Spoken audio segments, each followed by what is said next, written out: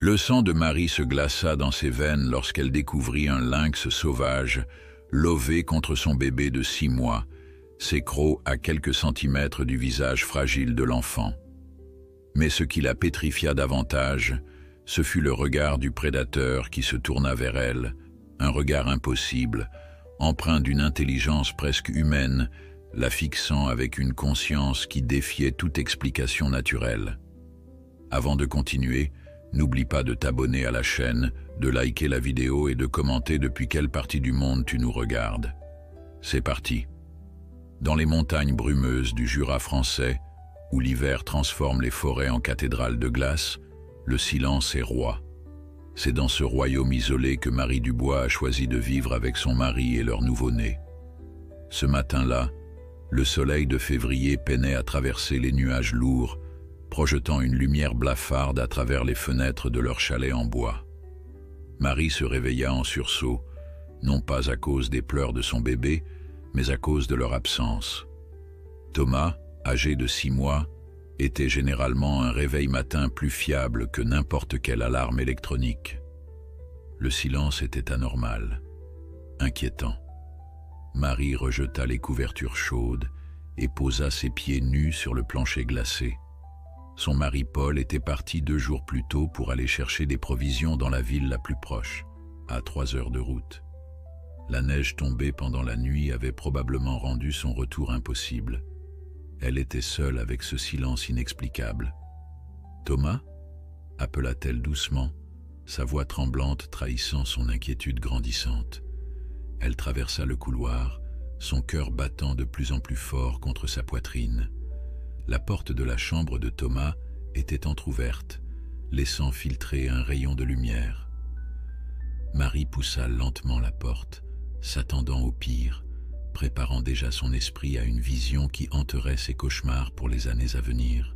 Ce qu'elle vit la figea sur place. Dans le berceau en bois que Paul avait fabriqué de ses propres mains, là où Thomas aurait dû être en train de dormir paisiblement, se trouvait un lynx adulte. L'animal majestueux était roulé en boule, son pelage tacheté de beige et de brun se soulevant au rythme de sa respiration lente. Ses oreilles pointues, ornées de touffes noires, tressaillaient légèrement, mais ses yeux restaient fermés. Et blotti contre son flanc, dormant profondément comme s'il s'agissait de la chose la plus naturelle au monde, se trouvait Thomas. Le temps s'arrêta. Marie n'osait ni respirer ni bouger. Son instinct maternel lui hurlait de se précipiter pour arracher son enfant des griffes du prédateur, mais une voix plus calme, plus rationnelle, lui conseillait la prudence. Un mouvement brusque pourrait effrayer l'animal et mettre Thomas en danger. Lentement, elle recula d'un pas. Le plancher grinça sous son poids. Les yeux du lynx s'ouvrirent instantanément. Des yeux dorés, sauvages, fixèrent Marie avec une intensité qui semblait percer son âme. Mais il n'y avait pas d'agressivité dans ce regard, plutôt une intelligence évaluative, presque humaine. Ce fut à ce moment que Marie remarqua quelque chose d'incroyable. Le lynx ne bougeait pas, mais ce n'était pas par choix. Son flanc gauche, celui que Marie ne pouvait pas voir depuis la porte, était couvert de sang séché. Une blessure profonde déchirait sa fourrure, révélant la chair meurtrie en dessous. L'animal était gravement blessé, peut-être mourant, et il avait trouvé refuge dans la seule maison habitée à des kilomètres à la ronde. Mais pourquoi s'était-il installé dans le berceau de Thomas? Et plus mystérieux encore, pourquoi son bébé semblait-il si paisible, si en sécurité, blotti contre cette créature sauvage? Marie recula encore, son esprit cherchant désespérément une solution.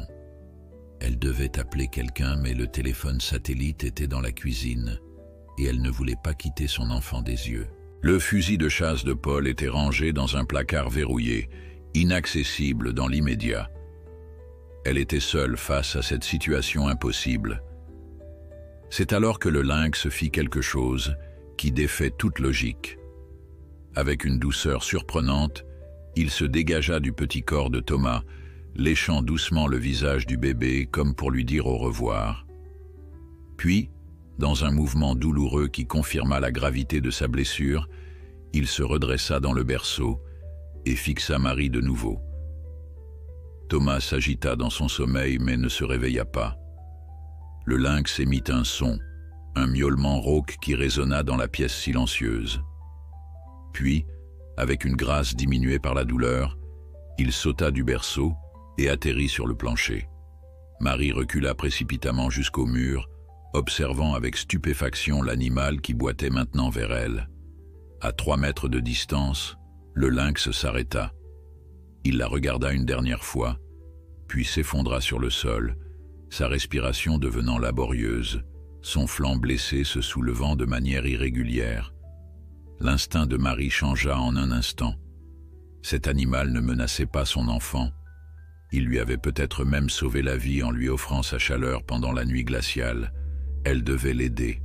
« Attends », murmura-t-elle, bien que l'animal ne puisse évidemment pas la comprendre. « Je reviens. » Elle se précipita vers Thomas, vérifia qu'il dormait toujours paisiblement, puis courut à la cuisine pour prendre la trousse de premiers soins et le téléphone satellite.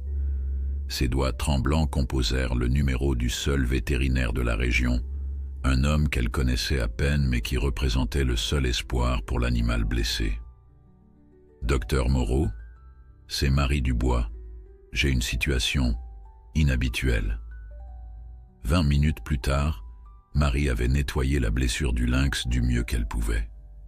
L'animal s'était laissé faire avec une docilité surprenante, comme s'il comprenait qu'elle essayait de l'aider. La plaie était profonde, probablement causée par un piège illégal ou par une confrontation avec un autre prédateur. Sans soins vétérinaires, l'infection l'emporterait certainement. Le docteur Moreau avait promis de venir dès que possible, mais avec les routes enneigées, cela pourrait prendre des heures. En attendant, Marie avait installé une couverture près du poêle à bois et y avait doucement transporté le lynx. Thomas, réveillé maintenant, observait la scène depuis son parc, gazouillant joyeusement comme si la présence d'un prédateur sauvage dans sa maison était parfaitement normale. Marie prépara un bol d'eau et le plaça devant le lynx, qui lapa faiblement. Elle hésita, puis sortit de la viande du réfrigérateur et l'offrit à l'animal. Il la renifla mais ne mangea pas, un signe inquiétant de sa condition. Alors qu'elle s'occupait de son invité inattendu, Marie ne pouvait s'empêcher de se demander comment un lynx, un animal normalement craintif et solitaire, avait pu entrer dans leur maison et plus précisément dans la chambre de Thomas. Les portes et fenêtres étaient fermées à cause du froid. La seule explication était la petite fenêtre de la buanderie qu'elle avait laissée entr'ouverte pour aérer, mais même cela semblait improbable. Plus étrange encore était le comportement de l'animal. Les lynx évitaient généralement tout contact humain. Celui-ci, même blessé, aurait dû être agressif ou terrifié. Au lieu de cela, il semblait presque reconnaissant. Le téléphone sonna, la faisant sursauter. « Marie, c'est Paul. Je suis bloqué en ville à cause de la neige. Les chasse-neige ne passeront pas avant demain. Tout va bien avec Thomas. » Marie regarda le lynx, puis son fils qui babillait joyeusement. « Tout va bien, » répondit-elle, décidant de ne pas inquiéter son mari. « Nous avons un invité, mais je te raconterai quand tu rentreras. » Après avoir raccroché, Marie s'assit sur le canapé, Thomas sur ses genoux. Le lynx les observait de ses yeux dorés, sa respiration semblant un peu moins laborieuse. C'est alors que Marie remarqua quelque chose autour du cou de l'animal, à moitié caché par sa fourrure. Un collier. Un vieux collier en cuir usé par le temps et les éléments, mais indéniablement fabriqué par l'homme. Ce lynx n'était pas entièrement sauvage. Marie fronça les sourcils, essayant de comprendre. Les lynx n'étaient pas des animaux domestiques. Qui aurait mis un collier à un prédateur sauvage? Et pourquoi cet animal semblait-il si à l'aise en présence humaine? La réponse se trouvait peut-être dans le médaillon accroché au collier, terni par le temps mais toujours intact. Marie hésita, puis posa Thomas dans son parc et s'approcha lentement du lynx. L'animal la regarda s'avancer, mais ne montra aucun signe d'agressivité. « Je veux juste voir ton collier », murmura-t-elle, tendant une main prudente. Le lynx ne bougea pas quand ses doigts effleurèrent le médaillon. Marie le tourna délicatement et lut l'inscription gravée sur le métal. Léo, 2015, sanctuaire de la Montagne Rouge. Un nom, une date vieille de 10 ans, et un lieu dont Marie n'avait jamais entendu parler. Le mystère s'épaississait, mais une chose était claire. Ce lynx avait un passé lié aux humains, un passé que Marie était déterminée à découvrir. Car quelque chose dans les yeux dorés de l'animal éveillait en elle une étrange sensation de familiarité, comme si leur destin était entrelacé d'une manière qu'elle ne pouvait pas encore comprendre. Dehors, la neige recommençait à tomber, isolant davantage le chalet et ses occupants du reste du monde. Marie ne le savait pas encore, mais la présence de ce lynx dans sa vie allait déterrer des secrets enfouis depuis longtemps dans les montagnes du Jura, des secrets qui changeraient à jamais sa perception du monde sauvage qui l'entourait.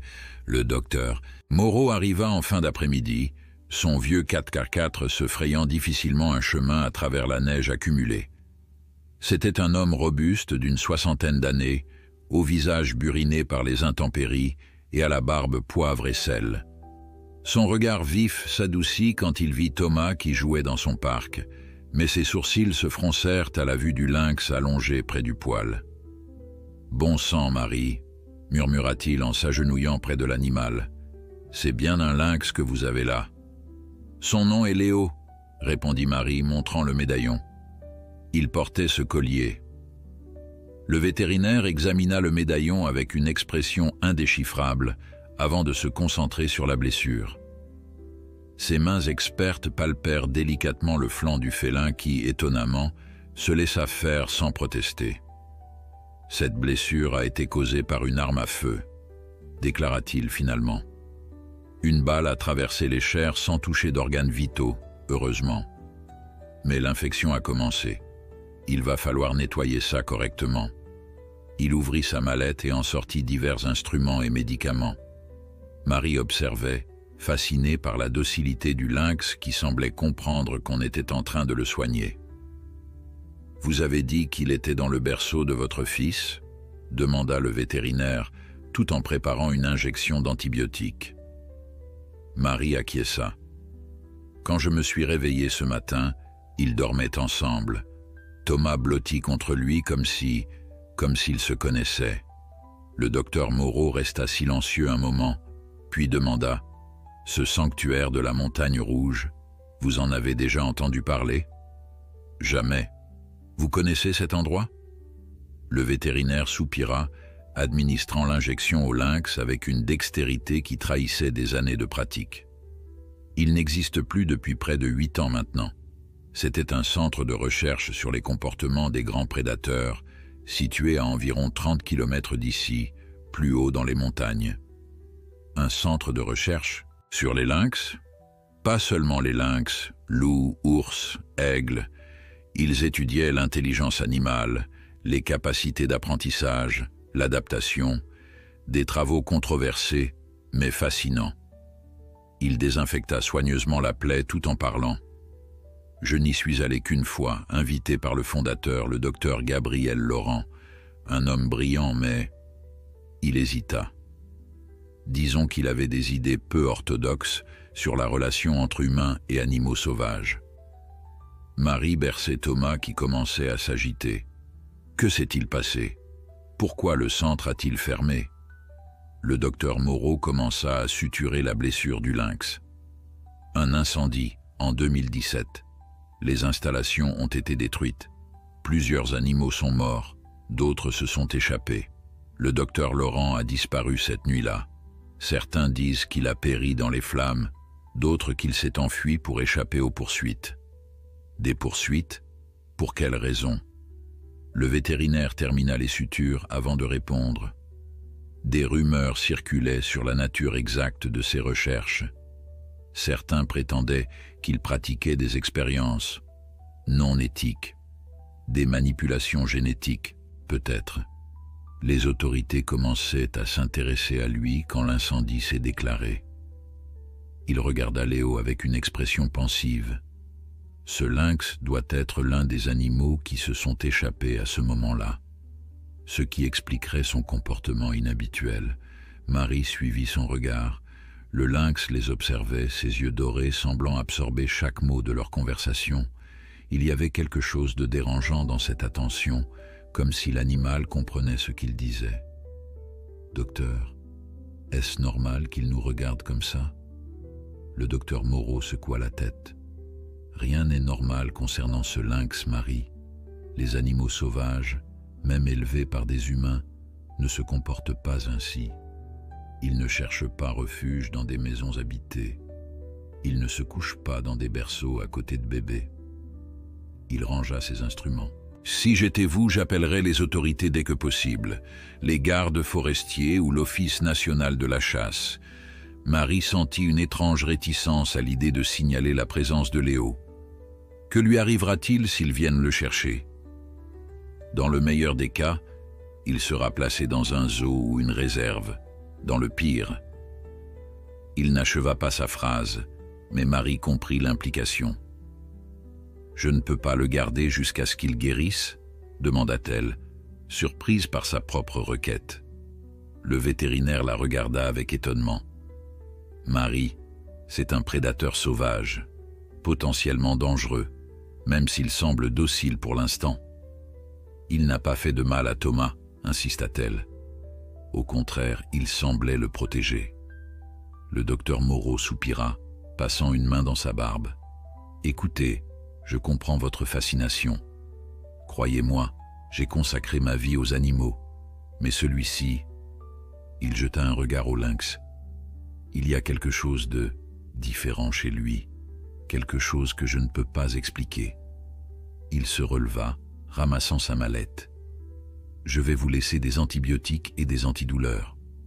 Mélangez-les à sa nourriture 2 fois par jour. Sa blessure devrait commencer à cicatriser dans 1 semaine environ. » Mais Marie, son ton devint plus grave. « Promettez-moi d'être prudente et d'appeler les autorités si vous remarquez le moindre comportement agressif. » Marie hocha la tête, mais dans son esprit, une décision avait déjà été prise. Elle n'appellerait personne, pas avant d'avoir compris le mystère entourant Léo et ce fameux sanctuaire de la Montagne Rouge. Après le départ du vétérinaire, la nuit tomba rapidement, enveloppant le chalet dans un cocon d'obscurité.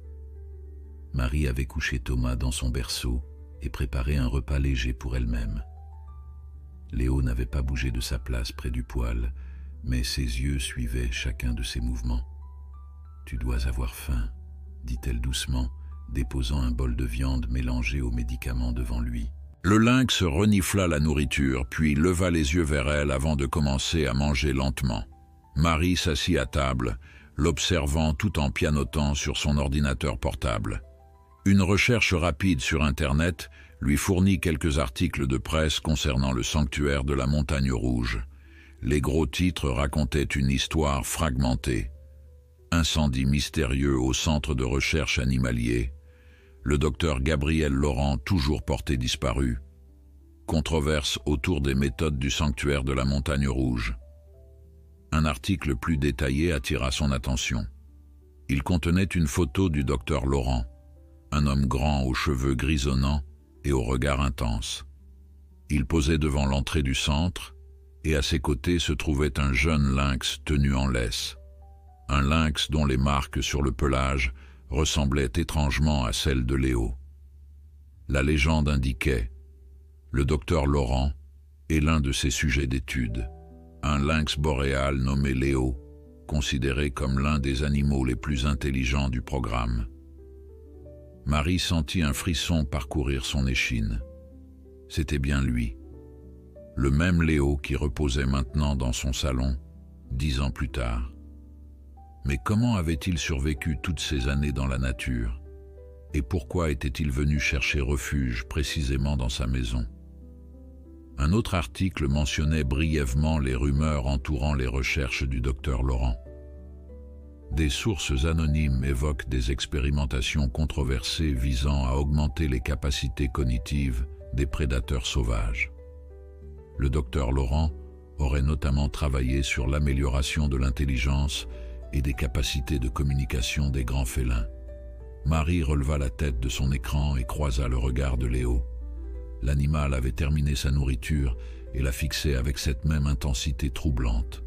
Se pouvait-il que... Non, c'était absurde. Et pourtant... Léo, dit-elle doucement, testant une hypothèse folle. Tu me comprends, n'est-ce pas? Le lynx inclina légèrement la tête, ses oreilles touffues pointant vers l'avant avec attention. Puis, lentement et délibérément, il cligna des yeux une fois. Marie sentit son cœur s'accélérer. Ce geste pouvait être une coïncidence, bien sûr, mais son instinct lui disait que ce n'était pas le cas. « Si tu me comprends, » continua-t-elle, sa voix à peine plus forte qu'un murmure, « lève ta patte droite. » Pendant un long moment, rien ne se passa. Marie se sentit ridicule d'avoir même envisagé cette possibilité. Puis, avec une lenteur délibérée, Léo souleva sa patte avant droite du sol et la maintint en l'air pendant plusieurs secondes avant de la reposer. Le souffle coupé, Marie fixa l'animal, incapable de croire ce qu'elle venait de voir. Ce n'était pas un comportement naturel. Aucun lynx sauvage n'aurait réagi ainsi à un ordre verbal. « Mon Dieu !» murmura-t-elle. « Qu'est-ce qu'ils t'ont fait, Léo ?» Un cri provenant de la chambre de Thomas la fit sursauter. Son instinct maternel prit immédiatement le dessus, et elle se précipita vers la chambre de son fils, oubliant momentanément le lynx et ses questions sans réponse. Thomas s'agitait dans son berceau, ses petits poings serrés et son visage rougi par les pleurs. Marie le prit dans ses bras, le berçant doucement tout en vérifiant sa couche et sa température. Il ne semblait pas malade, juste perturbé par un mauvais rêve peut-être. Quand elle se retourna, Léo se tenait dans l'encadrement de la porte, observant la scène avec ce qui ressemblait étrangement à de l'inquiétude. Malgré sa blessure, il s'était déplacé silencieusement jusqu'à la chambre, attiré par les pleurs du bébé.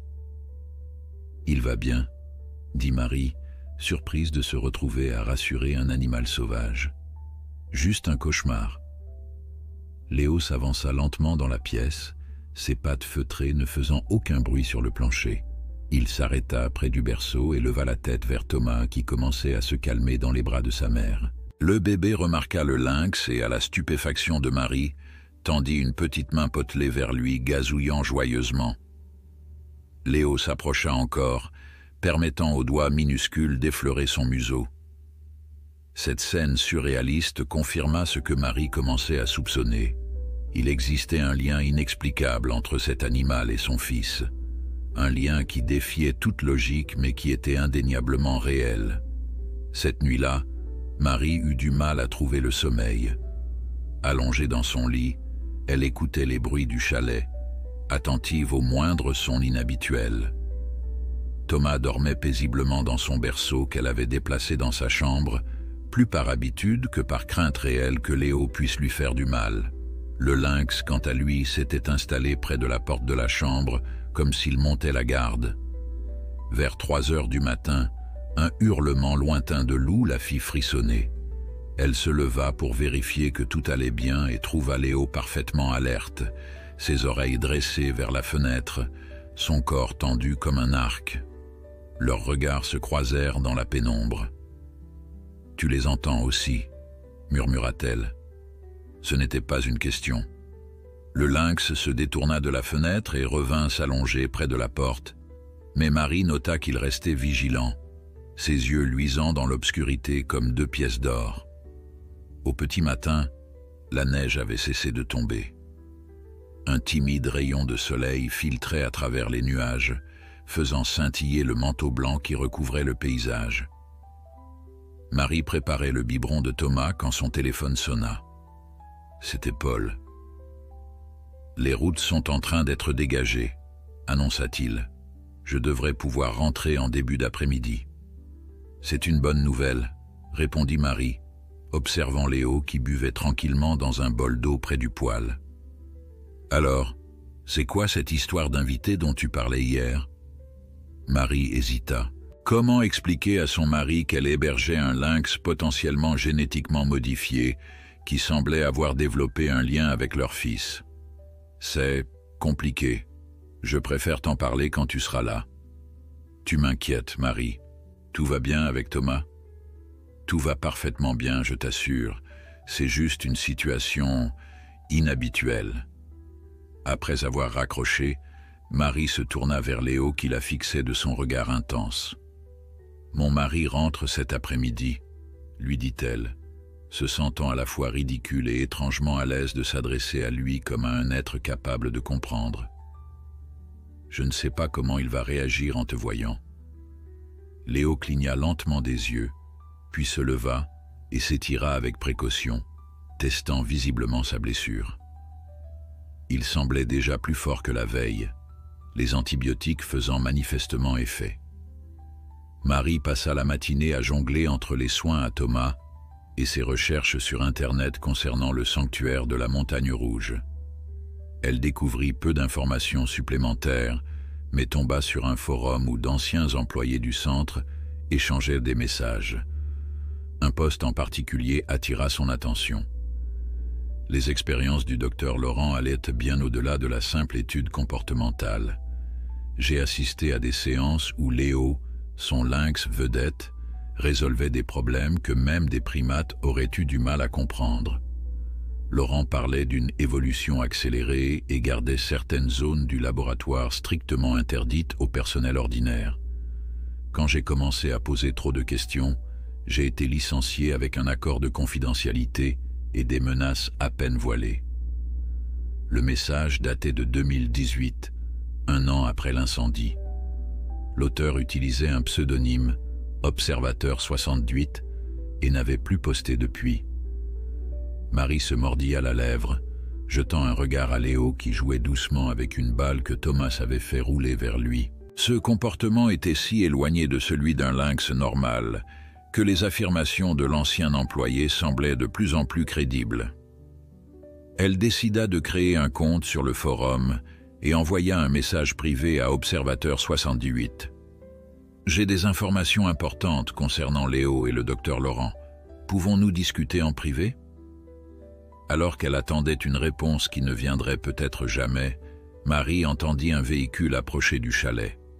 Son cœur s'accéléra, pensant que Paul rentrait plus tôt que prévu, mais le bruit du moteur ne correspondait pas à celui de leur voiture familiale. Elle s'approcha de la fenêtre et vit un 4x4 noir aux vitres teintées se garer devant le chalet. Deux hommes en descendirent, vêtus de parkas sombres. Ils ne portaient pas d'uniforme, mais leur attitude rigide et leur façon de scanner les environs trahissaient une formation militaire ou policière. Marie sentit une vague d'inquiétude la submerger. Comment ces hommes avaient-ils pu arriver jusqu'ici? Les routes venaient à peine d'être dégagées selon Paul. « Léo », chuchota-t-elle urgemment, « cache-toi ». À sa grande surprise, le lynx réagit immédiatement. Il se faufila silencieusement vers la chambre de Thomas, disparaissant de vue juste au moment où des coups résonnaient à la porte. Marie prit une profonde inspiration, souleva Thomas dans ses bras comme un bouclier instinctif et alla ouvrir. « Madame Dubois ?» demanda le plus grand des deux hommes, un individu au visage anguleux et au regard froid. « Oui », répondit Marie, s'efforçant de paraître calme. « Que puis-je faire pour vous ?»« Je suis l'agent Mercier, et voici l'agent Rousseau. Nous travaillons pour la direction de la protection de la faune. » L'homme présenta rapidement une carte qu'il rangea avant que Marie puisse l'examiner en détail. « Nous avons reçu un signalement concernant un animal sauvage potentiellement dangereux dans les parages. Un lynx. » Marie sentit sa gorge se serrer. Le docteur. « Moreau les avait-il appelés malgré sa promesse? »« Un lynx ?» répéta-t-elle, feignant la surprise. « Je n'en ai pas vu. Nous sommes plutôt isolés ici. » L'agent Mercier jeta un regard par-dessus son épaule, scrutant l'intérieur du chalet. L'animal est blessé, probablement par balle. Il pourrait chercher refuge dans une habitation. Pouvons-nous jeter un coup d'œil à l'intérieur? Je suis seul avec mon bébé, répondit Marie, resserrant instinctivement son étreinte autour de Thomas. Mon mari est absent. Je préférerais que vous reveniez quand il sera là. Les deux hommes échangèrent un regard, et Marie eut la distincte impression qu'il n'était pas qui il prétendait être. Madame Dubois, reprit Mercier d'un ton plus pressant, cet animal est extrêmement dangereux, pas seulement en raison de sa nature sauvage, mais parce qu'il provient d'une installation de recherche. Il a été modifié. Marie sentit un frisson parcourir son échine. Je ne comprends pas ce que vous voulez dire. Le lynx que nous recherchons faisait partie d'un programme expérimental confidentiel. Ses capacités cognitives ont été améliorées. Il représente un risque pour la sécurité nationale si ses particularités venaient à être découvertes. L'agent Rousseau, qui était resté silencieux jusque-là, ajouta « De plus, sa blessure pourrait le rendre imprévisible. Pensez à votre enfant, madame. » Marie recula légèrement, son esprit tournant à toute vitesse. Ces hommes n'étaient clairement pas de simples gardes forestiers. Ils savaient pour les expériences. Ils cherchaient spécifiquement Léo. « Je vous assure qu'il n'y a pas de lynx ici, » insista-t-elle. « Mais je vous promets de vous appeler immédiatement si j'en vois un. » L'agent Mercier soutint son regard pendant un long moment, puis hocha sèchement la tête. « Très bien, voici ma carte. Appelez à ce numéro jour ou nuit si vous apercevez l'animal. » Marie prit la carte, notant qu'elle ne portait qu'un nom et un numéro de téléphone. « Aucun logo officiel, aucune affiliation gouvernementale. Nous allons continuer nos recherches dans les environs, » ajouta Mercier. « Gardez vos portes et fenêtres fermées. » Les deux hommes retournèrent à leur véhicule, mais Marie remarqua que Rousseau s'attarda un instant, examinant la neige autour du chalet comme s'il cherchait des traces. Dès que le 4x4 s'éloigna, Marie ferma la porte à clé et s'appuya contre elle, le cœur battant. Elle savait désormais avec certitude que Léo n'était pas un simple lynx. Les expériences du docteur Laurent avaient créé quelque chose d'unique, un animal avec une intelligence augmentée, et des personnes puissantes voulaient le récupérer. « Léo » appela-t-elle doucement. « Ils sont partis. » Le lynx émergea lentement de la chambre, ses mouvements prudents, presque furtifs. Ses yeux dorés semblaient poser une question silencieuse. « Je ne te livrerai pas à ces hommes, » promit Marie. « Mais nous devons comprendre ce qui se passe, ce que tu es vraiment. » Elle retourna à son ordinateur, déterminée à creuser plus profondément le mystère du sanctuaire de la Montagne Rouge et du docteur Laurent. Qui finançait réellement ces recherches? Qui étaient ces hommes qui se faisaient passer pour des agents de protection de la faune?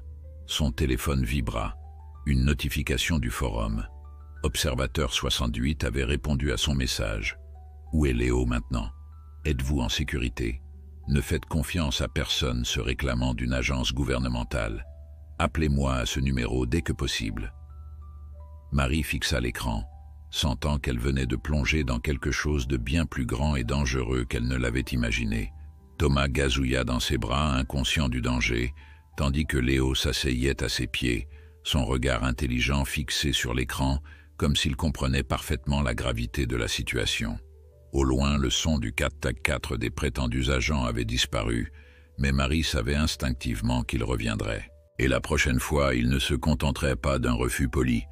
Marie composa nerveusement le numéro laissé par Observateur 68. Après 3 sonneries, une voix féminine répondit « Qui est-ce » ?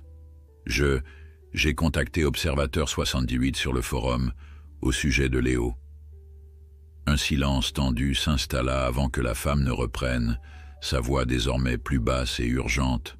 « Vous l'avez trouvé? Il est avec vous? » « Oui, » confirma Marie, observant le lynx qui semblait écouter attentivement la conversation.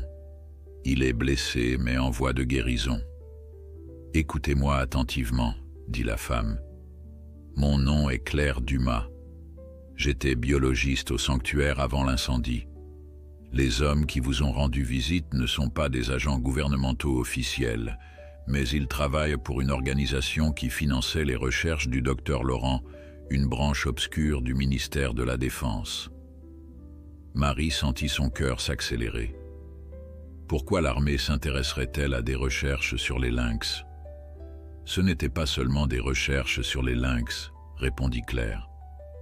Laurent travaillait sur l'augmentation cognitive des prédateurs. Au début, c'était de la recherche fondamentale, mais quand les militaires ont commencé à financer le projet, tout a changé. Ils voulaient créer des armes biologiques, des animaux avec l'intelligence nécessaire pour comprendre et exécuter des missions complexes, mais sans la conscience morale qui pourrait les faire hésiter. Marie regarda Léo avec une nouvelle compréhension. Et Léo était leur plus grande réussite. Exactement. Il était le premier sujet à montrer des capacités cognitives comparables à celles d'un enfant humain de 4 à 5 ans. Il comprend le langage, peut résoudre des problèmes complexes et possède une mémoire exceptionnelle. Claire fit une pause. Mais ce que Laurent n'avait pas prévu, c'est que l'intelligence accrue s'accompagnait d'une augmentation de l'empathie. Léo a développé un lien émotionnel avec les chercheurs, particulièrement avec moi. Il refusait d'exécuter les tâches agressives que les militaires voulaient lui enseigner. Alors l'incendie n'était pas un accident, confirma Claire. Laurent a compris que le projet avait dépassé les limites éthiques. Il a décidé de libérer les animaux et de détruire toutes les données de recherche. Je l'ai aidé, puis nous nous sommes séparés pour brouiller les pistes. Je n'ai plus jamais revu Gabriel. Marie digéra cette information, les pièces du puzzle commençant à s'assembler. Mais pourquoi Léo est-il venu chez moi? Pourquoi s'est-il lié avec mon fils? Un long silence suivit. Vous vous appelez bien Marie Dubois, n'est-ce pas? Oui. Et vous vivez dans ce chalet depuis combien de temps? 3 ans environ. Nous l'avons acheté quand j'étais enceinte de Thomas. Marie, la voix de Claire devint hésitante. Votre chalet appartenait autrefois à Gabriel Laurent. C'était sa résidence personnelle, séparée du centre de recherche. Léo y a passé ses premières années, avant que les expériences ne s'intensifient. Il est revenu à l'endroit qu'il considérait comme son foyer. Marie chancela sous le poids de cette révélation. Mais nous n'avons jamais su. L'agent immobilier ne nous a rien dit sur l'ancien propriétaire. Ils ont probablement délibérément omis cette information. L'affaire Laurent a été largement étouffée. Claire marqua une pause. Quant à votre fils, les lynx sont naturellement attirés par les jeunes, les reconnaissant comme vulnérables. Avec son intelligence augmentée, Léo a probablement développé un instinct protecteur envers votre bébé. Marie observa Léo qui s'était rapproché de Thomas, le regardant avec une douceur presque paternelle. « Que dois-je faire maintenant ?» demanda-t-elle. « Ces hommes reviendront, Marie. Ils ne peuvent pas se permettre de laisser Léo en liberté, ni vous en vie maintenant que vous connaissez la vérité. Vous devez partir tous les 3. » « Partir? Mais pour aller où? J'ai un chalet isolé dans les Vosges. Ils ne vous y chercheront pas. Je vous envoie les coordonnées par SMS. » Claire hésita. « Et Marie, vérifiez si Gabriel a laissé quelque chose dans votre chalet, un indice, des documents, n'importe quoi qui pourrait nous aider à comprendre ce qui lui est arrivé et à prouver l'existence de ce programme clandestin. » Après avoir raccroché, Marie resta immobile, assimilant tout ce qu'elle venait d'apprendre. Le chalet où elle avait construit sa vie familiale avait été le théâtre d'expériences secrètes. Léo n'était pas simplement un lynx intelligent, mais le produit d'une manipulation génétique avancée destinée à des fins militaires. Et maintenant, elle, son fils et un lynx génétiquement modifié étaient à la cible d'une organisation gouvernementale clandestine. Le bruit d'un moteur la tira de ses pensées. Cette fois, Elle reconnut immédiatement le son. C'était bien la voiture de Paul. Marie se précipita vers Léo. « C'est Paul, mon mari », expliqua-t-elle rapidement. « Je dois lui expliquer la situation. S'il te plaît, ne fais rien qui puisse l'effrayer. » Léo cligna des yeux lentement, semblant comprendre la délicatesse de la situation. Il s'éloigna légèrement, s'asseyant dans un coin du salon d'où il pourrait observer sans être immédiatement visible depuis l'entrée. La porte s'ouvrit sur Paul, un homme robuste à la barbe rousse et aux yeux bienveillants. Son visage s'illumina à la vue de Marie et Thomas, mais son sourire s'évanouit rapidement quand il aperçut Léo. « Ne bouge pas », dit calmement Marie avant qu'il ne puisse réagir. « Il ne nous fera pas de mal. » Paul resta figé, son regard alternant entre sa femme, son fils et le lynx assis tranquillement dans leur salon. « Marie, » dit-il d'une voix contrôlée qui trahissait néanmoins sa panique, « prends Thomas et viens vers moi, lentement. »« Paul, écoute-moi, ce n'est pas ce que tu crois. Ce lynx s'appelle Léo et il... » Elle hésita, consciente de l'incrédulité que ses prochains mots provoqueraient. « Il est spécial, il comprend ce que nous disons. » Paul la fixa comme si elle avait perdu la raison. « Tu as laissé un prédateur sauvage près de notre fils? As-tu perdu l'esprit? » « Il a dormi avec Thomas dans son berceau quand je l'ai trouvé. Il l'a protégé. » Marie tendit une main apaisante. « Je sais que ça paraît fou, mais je peux tout expliquer. Nous sommes en danger, Paul, pas à cause de Léo, mais à cause des gens qui le recherchent. » Elle lui raconta rapidement tout ce qu'elle avait appris. Le sanctuaire, les expériences, les agents mystérieux, la conversation avec Claire. Paul l'écouta en silence, son expression passant de l'incrédulité à l'inquiétude. « Marie, » dit-il finalement, « même si tout cela est vrai, et c'est difficile à croire, nous parlons d'impliquer notre famille dans quelque chose de potentiellement très dangereux. »« Nous sommes déjà impliqués, » répondit-elle. « Ces hommes savent où nous habitons. Ils reviendront. » Comme pour prouver ses dires, Léo se leva soudainement, ses oreilles dressées, son corps tendu. Il s'approcha de la fenêtre, regardant au dehors avec une intensité alarmante. Paul et Marie échangèrent un regard avant de s'approcher prudemment. Au loin, sur la route menant au chalet, ils aperçurent un nuage de poussière de neige. Un véhicule approchait. « C'est peut-être juste un voisin », suggéra Paul, mais son ton manquait de conviction. Marie secoua la tête.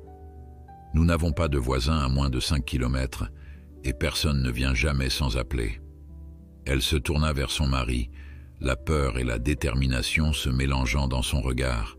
« Paul, nous devons partir, maintenant. » Pour la première fois, Paul sembla vraiment comprendre la gravité de la situation. Il hocha brièvement la tête. « Prends Thomas et prépare un sac avec l'essentiel. Je vais chercher les papiers importants et vider le coffre-fort. » Ils se mirent en action, rassemblant frénétiquement tout ce qu'ils pouvaient emporter. Marie préparait un sac pour Thomas. Couches, vêtements, lait en poudre, quand elle se souvint des paroles de Claire. « Vérifiez si Gabriel a laissé quelque chose dans votre chalet. »« Paul, » appela-t-elle, « tu te souviens de cette cache bizarre qu'on a trouvée en rénovant la chambre d'amis? Celle derrière le panneau de bois ?» Paul fronça les sourcils. « Celle qu'on n'a jamais réussi à ouvrir? » ?»« Oui, pourquoi ? » ?»« Je pense que c'est le moment d'essayer plus fort. » Paul comprit instantanément. Il se précipita vers la chambre d'amis, tandis que Marie continuait les préparatifs, Léo surveillant toujours la fenêtre. Le véhicule se rapprochait. Quelques minutes plus tard, Paul revint, le visage pâle, tenant un dossier épais et une petite boîte métallique. « J'ai forcé le panneau avec un pied de biche, » expliqua-t-il. Il y avait ça à l'intérieur. Marie jeta un coup d'œil au dossier. La première page portait un en-tête militaire et la mention « Projet Nexus ». Augmentation cognitive des prédateurs, classification niveau alpha. « Mon Dieu », murmura-t-elle. Dehors, Le véhicule était maintenant visible, le même 4x4 noir que plus tôt, mais cette fois accompagné d'une deuxième voiture. « La Jeep est derrière », dit Paul, attrapant les sacs. « Nous pouvons passer par le chemin forestier.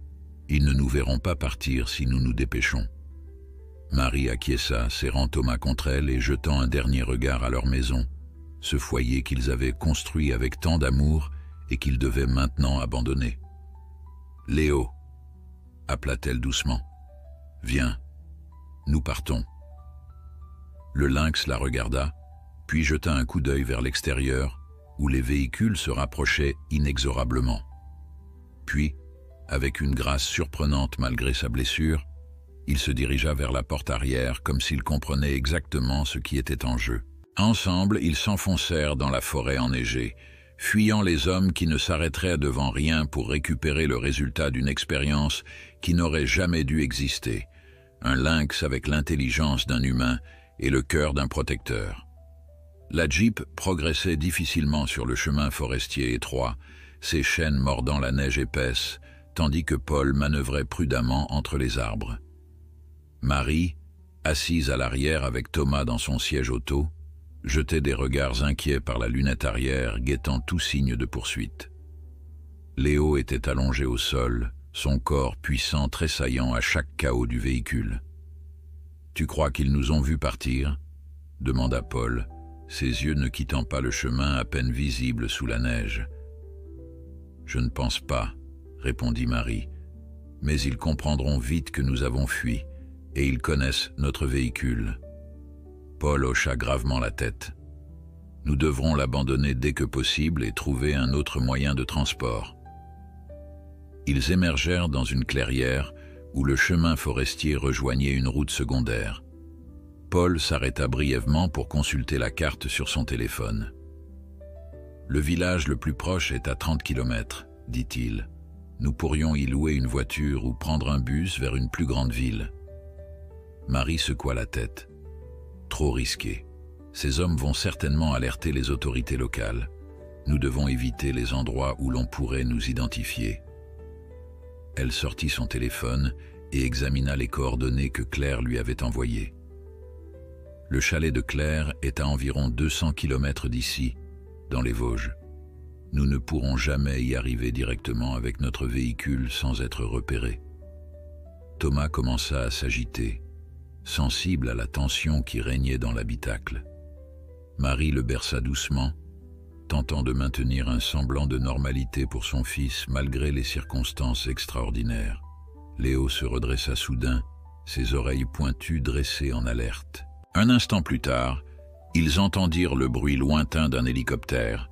« Ils ne perdent pas de temps », murmura Paul, remettant le moteur en marche.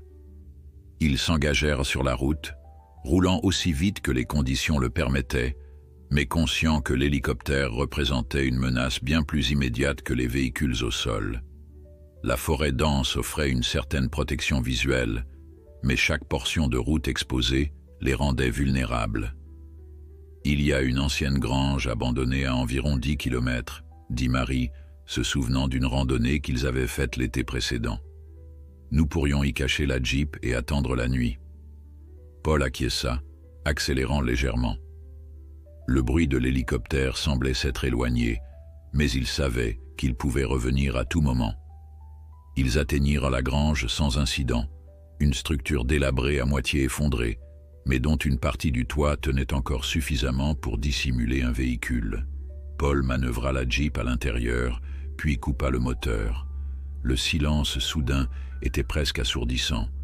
Dehors, la forêt hivernale semblait figée dans le temps, indifférente à leur drame humain. « Que fait-on maintenant ?» demanda Paul, sa voix trahissant son épuisement. Marie sortit le dossier qu'ils avaient trouvé dans la cache. « Nous devrions examiner ces documents. Peut-être contiennent-ils des informations qui pourraient nous aider. » Pendant que Thomas dormait et que Léo montait la garde à l'entrée de la grange, Paul et Marie commencèrent à parcourir les pages du dossier Nexus. Ce qu'ils découvrirent dépassa leurs pires craintes. Le projet avait débuté innocemment comme une étude sur l'intelligence animale, mais s'était transformé en un programme militaire d'ingénierie génétique avancée lorsque les premières expériences avaient montré des résultats prometteurs. Le docteur Laurent avait initialement coopéré, fasciné par les possibilités scientifiques, mais avait commencé à s'opposer au projet lorsque les objectifs militaires étaient devenus évidents. « Regarde ça », dit Marie, pointant un paragraphe. Laurent a utilisé une technologie révolutionnaire pour modifier certains gènes liés au développement cérébral chez les félins. Il a combiné cela avec des traitements hormonaux spécifiques pendant le développement embryonnaire et les premières semaines de vie. Paul parcourut les rapports techniques, son visage s'assombrissant. Ce n'est pas seulement de la recherche théorique, Marie. Ils ont créé au moins 12 animaux augmentés, dont 7 ont survécu au-delà de la première année. Léo était le numéro 3, apparemment le plus réussi du lot. Marie jeta un regard vers le lynx, qui observait toujours l'extérieur, parfaitement immobile, sauf pour ses oreilles, qui pivotaient occasionnellement pour capter les sons de la forêt. Selon ses notes, continua Paul, Léo a démontré des capacités de résolution de problèmes équivalentes à celles d'un enfant humain de 5 ans, une compréhension du langage comparable et une mémoire exceptionnelle. Mais ce qui a vraiment intéressé les militaires, c'est sa capacité à naviguer et à traquer sur de longues distances. Un assassin parfait, murmura Marie avec dégoût. Un prédateur qui peut comprendre des ordres complexes, mais qu'on peut désavouer comme un simple animal sauvage si la mission tourne mal. Paul hocha gravement la tête. Exactement. Mais apparemment, Laurent a refusé de poursuivre cette voie. Ses dernières notes indiquent qu'il prévoyait de démanteler le projet. Un son métallique provenant de la boîte qu'ils avaient également récupérée attira leur attention. Marie l'ouvrit et y découvrit une clé USB, plusieurs passeports sous différents noms mais avec la photo de Laurent et un petit carnet. Le carnet contenait des coordonnées, des noms de code et des dates. La dernière entrée, datée de la veille de l'incendie, disait simplement « Ultime refuge préparé. Si tout échoue, cherchez sous la pierre où le temps s'est arrêté. » « Qu'est-ce que ça peut bien vouloir dire ?» murmura Paul. Marie secoua la tête, perplexe. « Je n'en ai aucune idée. Mais j'ai l'impression que Laurent avait prévu une issue de secours. Peut-être savait-il que le projet serait difficile à arrêter. » Un mouvement brusque de Léo les interrompit. Le lynx s'est étendu, son regard fixé sur l'entrée de la grange. Un instant plus tard, ils entendirent le bruit distinct d'un véhicule approchant lentement sur la route. Paul éteignit rapidement la lampe qu'ils utilisaient, plongeant la grange dans l'obscurité. Marie se précipita vers Thomas, prête à étouffer tout bruit qu'il pourrait faire. Le véhicule passa lentement devant la grange sans s'arrêter, ses phares balayant brièvement l'intérieur à travers les planches disjointes. Paul et Marie retinrent leur souffle jusqu'à ce que le bruit du moteur s'évanouisse dans le lointain. « Il quadrille la zone », chuchota Paul. « Nous ne pouvons pas rester ici. » Marie consulta sa montre. « Il sera bientôt nuit. Nous devrions attendre l'obscurité complète avant de bouger. » Les heures suivantes s'écoulèrent dans une tension palpable. Thomas se réveilla et Marie dut l'allaiter et le changer dans des conditions précaires, s'efforçant de le maintenir au chaud dans la grange glaciale. Léo ne quitta pas son poste, ses sens alertes captant chaque mouvement, chaque son de la forêt environnante. Lorsque la nuit tomba enfin, ils préparèrent leur départ. Le plan était simple mais risqué, abandonner la Jeep et continuer à pied jusqu'à une petite gare isolée à environ 8 km. De là, ils prendraient le premier train, peu importe sa destination, pour s'éloigner le plus possible. « Comment allons-nous expliquer Léo ?» demanda Paul alors qu'ils rassemblaient leurs affaires. Marie regarda le lynx, puis sortit une grande couverture de leur sac. « Nous ne pourrons pas le cacher complètement, mais si nous attendons le dernier moment pour monter dans le train et que nous le couvrons, peut-être que dans l'obscurité, avec la confusion. » C'était un plan désespéré, mais il n'avait pas d'alternative. Ils quittèrent la grange sous un ciel sans lune, s'enfonçant dans la forêt sombre. Paul portait Thomas étroitement enveloppé contre sa poitrine, tandis que Marie transportait leurs maigres provisions. Léo se déplaçait silencieusement à leur côté, son pelage tacheté le rendant presque invisible dans l'obscurité. La marche était difficile. La neige, qui avait partiellement fondu pendant la journée, avait gelé à nouveau, formant une croûte glissante qui craquait sous leurs pas. Chaque bruit semblait amplifié dans le silence nocturne, les faisant sursauter. Ils progressaient lentement, s'arrêtant fréquemment pour écouter. Au loin, ils entendaient parfois le bourdonnement de l'hélicoptère ou le grondement d'un véhicule, mais aucun ne semblait se rapprocher de leur position. Après 2 heures de marche épuisante, ils aperçurent enfin les lumières faibles de la petite gare. C'était à peine plus qu'un abri avec un quai, desservi par seulement quelques trains régionaux par jour. Ils s'accroupirent à la lisière de la forêt, observant les lieux. La gare semblait déserte, mais une silhouette solitaire, probablement un agent, se tenait près du bâtiment principal. « Le dernier train passe dans 20 minutes, » murmura Paul, consultant l'horaire sur son téléphone. « Direction Strasbourg. Si nous l'attrapons, nous pourrions être à la frontière allemande avant l'aube. » Marie hocha la tête, serrant la couverture destinée à dissimuler Léo. Le lynx, comme s'il comprenait le plan, se tenait immobile à ses côtés, ses yeux dorés reflétant les faibles lumières de la gare. « Et ensuite ?» demanda-t-elle, la réalité de leur situation la frappant soudain. Ils étaient sur le point de quitter leur pays, de devenir des fugitifs avec un bébé et un animal génétiquement modifié que des forces puissantes voulaient récupérer à tout prix. Paul prit sa main, la serrant fermement. Un pas à la fois. Nous rejoignons Claire, nous comprenons ce qui se passe réellement, et nous trouvons un moyen de prouver ce qui a été fait.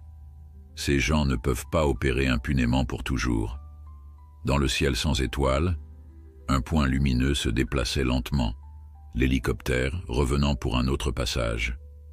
Ils se tapirent plus profondément sous les arbres, attendant qu'ils s'éloignent.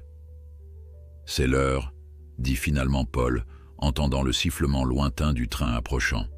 Prête, Marie acquiesça, adressant une prière silencieuse pour la sécurité de sa famille improvisée, Paul, Thomas et maintenant Léo, dont le destin était inexplicablement lié au leur.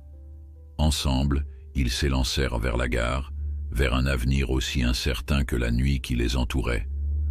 Le train entra en gare dans un grincement métallique, ses phares perçant l'obscurité comme des yeux cyclopéens. Il s'agissait d'un train régional à moitié vide, ce qui arrangea parfaitement leur plan. Paul, Marie et leur étrange groupe attendirent que le contrôleur descende pour vérifier le quai, puis, au dernier moment, se précipitèrent vers le dernier wagon. Léo, partiellement dissimulé sous la grande couverture, suivait Marie de près, ressemblant vaguement à un grand chien sous son déguisement improvisé. L'obscurité et la précipitation jouèrent en leur faveur. Le contrôleur, plus préoccupé par le respect des horaires que par les passagers de dernière minute, leur fit simplement signe de se dépêcher. Ils trouvèrent un compartiment vide à l'extrémité du wagon et s'y engouffrèrent rapidement.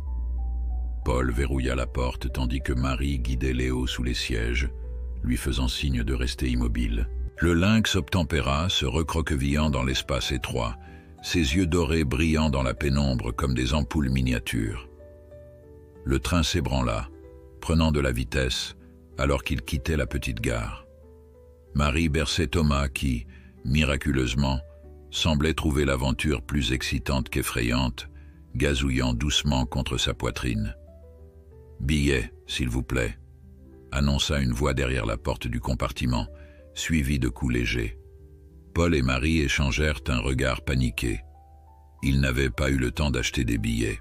« Un instant », répondit Paul, fouillant frénétiquement dans ses poches pour trouver son portefeuille. Il ouvrit légèrement la porte, juste assez pour voir le contrôleur, mais pas suffisamment pour révéler l'intérieur du compartiment. « Nous n'avons pas eu le temps d'acheter des billets. C'était une urgence. » Notre fils a de la fièvre. Nous nous rendons chez sa grand-mère à Strasbourg. » Le contrôleur, un homme d'âge moyen au visage fatigué, jeta un coup d'œil à Thomas que Marie tenait bien en évidence, son petit visage rougi par le froid pouvant facilement passer pour de la fièvre. « Très bien, » soupira-t-il. « Je peux vous vendre des billets maintenant. Ça fera 48 €. Paul lui tendit un billet de 50 €, évitant soigneusement d'ouvrir davantage la porte. « Gardez la monnaie, » ajouta-t-il avec un sourire forcé, « et merci de votre compréhension. » Le contrôleur hocha la tête, visiblement adouci par le pourboire, et leur remit les billets avant de continuer sa ronde. Paul referma la porte et s'affaissa sur son siège, laissant échapper un long soupir de soulagement.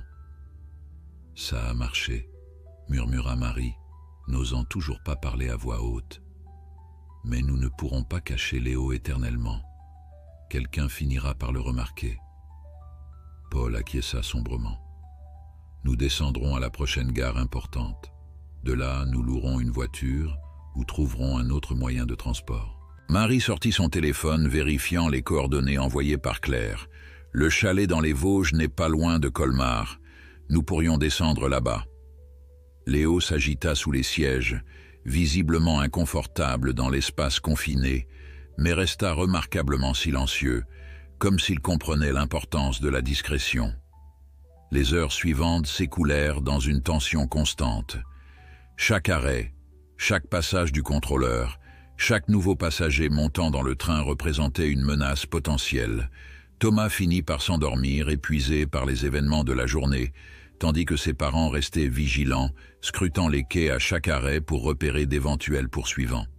À mi-chemin de Strasbourg, alors que le train traversait une zone rurale, Paul remarqua quelque chose d'inquiétant par la fenêtre. « Marie, » chuchota-t-il, « regarde, sur la route qui longe les voies. » Dans l'obscurité, à peine visible sous la lune voilée, un convoi de véhicules noirs roulait parallèlement au train. Même à cette distance, leur présence semblait menaçante, trop coordonnée pour être une coïncidence. « Ils ont deviné notre plan, » murmura Marie, sentant la peur s'infiltrer dans ses veines comme un poison glacé. « Ils savent que nous avons pris le train. » Paul consulta l'horaire affiché dans le compartiment. « Prochain arrêt dans 20 minutes, Célestat.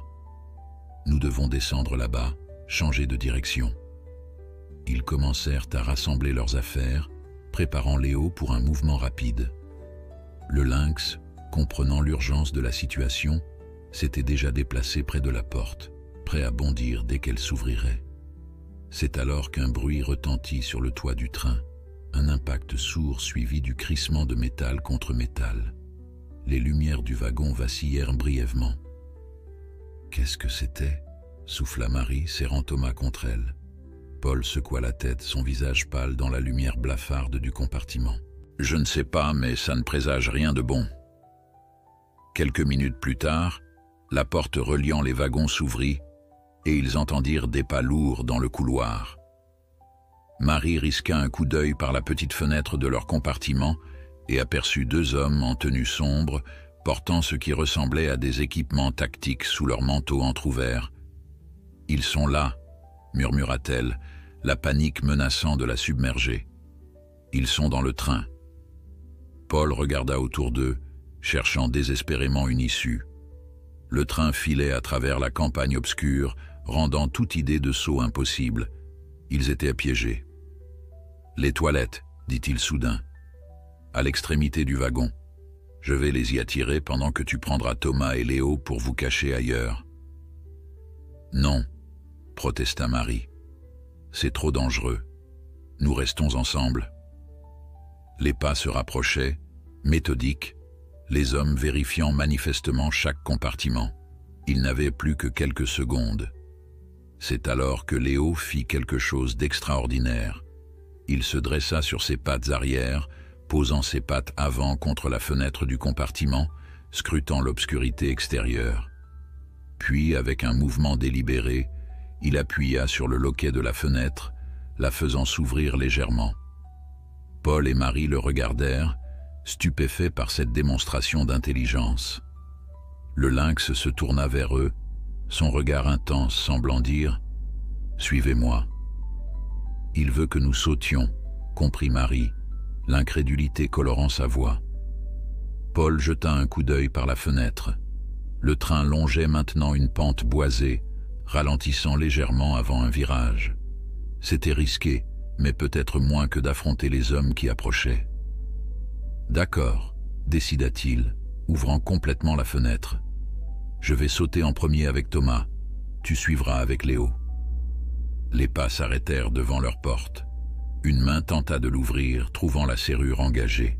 « Ouvrez immédiatement », ordonna une voix autoritaire. « Police nationale !» Paul n'hésita plus. Il prit Thomas des bras de Marie, le protégeant fermement contre sa poitrine, et se positionna à la fenêtre. « Je t'aime », dit-il à Marie, puis il sauta dans l'obscurité.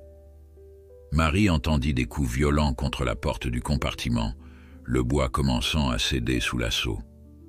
Léo gronda doucement, l'encourageant à se dépêcher.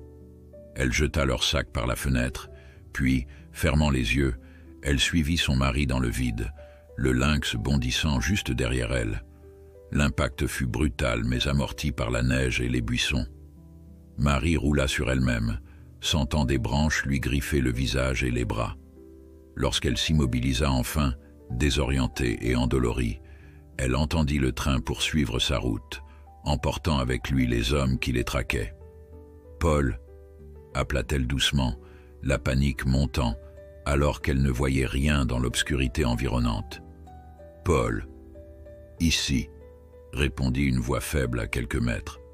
Marie se traîna dans cette direction, trouvant son mari adossé à un arbre, tenant toujours Thomas qui, miraculeusement, semblait indemne, regardant autour de lui avec curiosité. « Il va bien », la rassura Paul. « Nous avons eu de la chance. » Léo émergea des ombres, apparemment inaffecté par le saut, son instinct de prédateur lui permettant de naviguer parfaitement dans l'obscurité. Il s'approcha d'eux, reniflant Thomas comme pour s'assurer qu'il n'était pas blessé. « Que faisons-nous maintenant ?» demanda Marie, regardant autour d'elle. Ils étaient au milieu de nulle part, dans une forêt inconnue, en pleine nuit hivernale. Paul se releva péniblement, grimaçant de douleur. « Nous marchons. Ces hommes vont certainement arrêter le train à la prochaine gare quand ils réaliseront que nous avons sauté. Ils reviendront nous chercher. » Marie hocha la tête, comprenant la logique. Ils récupérèrent leurs sacs et commencèrent à s'enfoncer dans la forêt, s'éloignant des voies ferrées, guidés uniquement par la faible lueur de la lune et les sens aiguisés de Léo, qui semblait savoir exactement où aller. Ils marchèrent pendant ce qui sembla des heures, chaque pas devenant plus difficile que le précédent alors que l'adrénaline initiale s'estompait, laissant place à l'épuisement. Thomas s'était rendormi, niché contre la poitrine de son père, inconscient du danger qu'il fuyait. Finalement, Léo s'arrêta, ses oreilles dressées en alerte.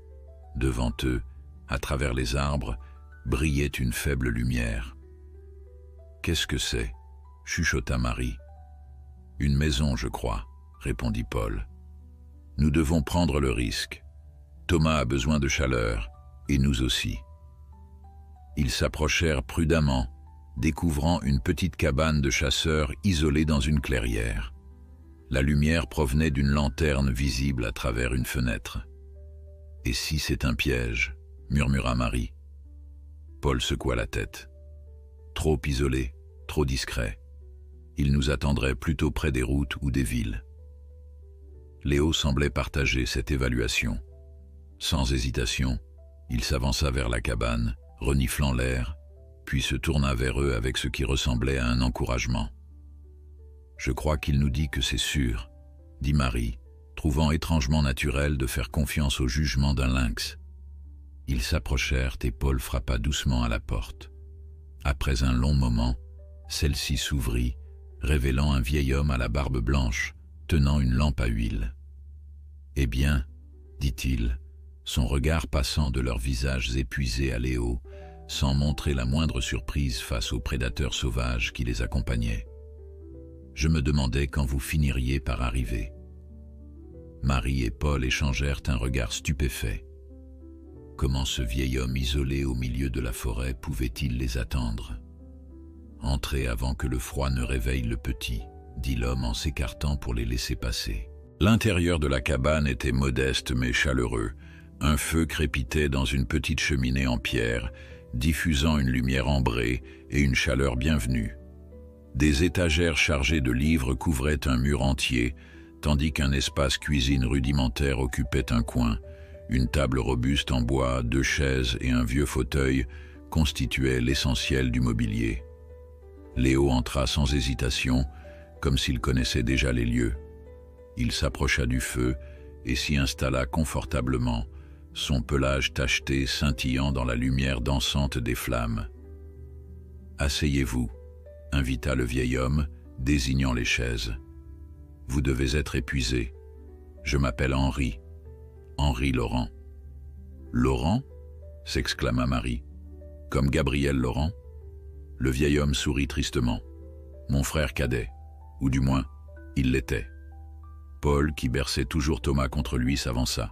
« Vous parlez de lui au passé. Est-il » Henri hocha lentement la tête. « Mort, oui. Pas dans l'incendie comme beaucoup le croient, mais 6 mois plus tard. Il s'est réfugié ici après avoir libéré les animaux et détruit le laboratoire. » Ses yeux se posèrent sur Léo avec une expression mélancolique. Il était particulièrement attaché à celui-ci, disait qu'il était différent des autres, qu'il avait une âme.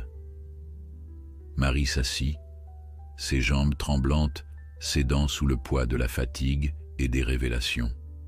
« Comment saviez-vous que nous viendrions ? » « Je ne savais pas que ce serait vous spécifiquement, » répondit Henri en s'activant pour préparer du thé. « Mais Gabriel m'avait prévenu que si jamais Léo réapparaissait, des gens le suivraient, des gens dangereux. » Il déposa des tasses fumantes devant eux et un bol d'eau fraîche pour Léo, qui le remercia d'un clignement lent des paupières. « Gabriel est venu me voir après l'incendie, à moitié mort de ses blessures et de l'inhalation de fumée. Il m'a tout raconté, le projet Nexus, les expériences, comment les militaires avaient perverti ses recherches. » Henri s'assit dans son fauteuil avec un soupir las. Il a passé ces derniers mois à compiler des preuves, à contacter discrètement d'anciens collègues de confiance. Il préparait un dossier complet pour dénoncer le programme. « Claire Dumas » murmura Marie. Elle travaillait avec lui. Henri acquiesça. Claire était sa plus proche collaboratrice, et peut-être plus. Elle a refusé d'accepter sa mort, persuadée qu'il s'était caché quelque part. Elle a continué son travail, essayant de rassembler suffisamment de preuves pour exposer le programme. Paul déposa Thomas, maintenant profondément endormi, sur un petit lit de camp qu'Henri avait préparé dans un coin. « Ces hommes qui nous poursuivent, qui sont-ils exactement ? » « Officiellement, ils n'existent pas, » répondit Henri. « Ils opèrent sous la couverture d'une branche obscure du ministère de la Défense, mais en réalité, ils répondent directement à un consortium privé, des entreprises pharmaceutiques et d'armement qui financent des recherches trop controversées pour être menées au grand jour. » Il se leva et s'approcha d'une bibliothèque, actionnant un mécanisme caché qui révéla un compartiment secret. Il en sortit une épaisse enveloppe. « Voici le dossier que Gabriel a constitué. Il contient tout, les noms, les dates, les expériences, les objectifs réels du projet. Il espérait qu'un jour, quelqu'un pourrait l'utiliser pour faire éclater la vérité. » Marie prit l'enveloppe avec précaution comme si elle contenait un explosif. « Pourquoi ne pas l'avoir fait vous-même » Le vieil homme eut un rire amer. « J'ai essayé. 2 fois. La première fois, le journaliste à qui j'avais confié des copies a été retrouvé mort d'une crise cardiaque avant de publier quoi que ce soit. La seconde fois, le procureur qui avait accepté d'examiner le dossier a soudainement été muté à l'autre bout du pays et toutes les preuves ont mystérieusement disparu de son bureau. » Il pointa un doigt vers l'enveloppe. « Ces gens ont des connexions partout. Pour les exposer, il faut rendre l'information si publique, si impossible à étouffer, que même leurs contacts ne pourront rien faire. Paul se massa les tempes, visiblement dépassé par l'ampleur de la situation. Et en quoi sommes-nous qualifiés pour accomplir ce que vous et Gabriel n'avez pas pu faire? Vous avez deux avantages que nous n'avions pas, répondit Henri. Premièrement, vous avez Léo, la preuve vivante des expériences. Et deuxièmement, il fit une pause, les observant attentivement. Vous avez votre fils. Marie se raidit immédiatement. Que vient faire Thomas dans cette histoire? Henri leva les mains en signe d'apaisement. Je ne suggère pas de l'impliquer dans le danger, bien au contraire. Mais n'avez-vous pas remarqué quelque chose d'étrange dans la façon dont Léo interagit avec lui? Marie et Paul échangèrent un regard. Effectivement, le comportement du lynx envers leur bébé avait été extraordinaire depuis le début. Protecteur, doux, presque paternel. Léo a été génétiquement modifié pour développer une intelligence supérieure, expliqua Henri. Mais les chercheurs ont découvert un effet secondaire inattendu, une empathie accrue, particulièrement envers les enfants humains. Gabriel pensait que c'était lié aux modifications des gènes régulant le développement cérébral, ces mêmes gènes qui sont naturellement actifs chez les bébés humains.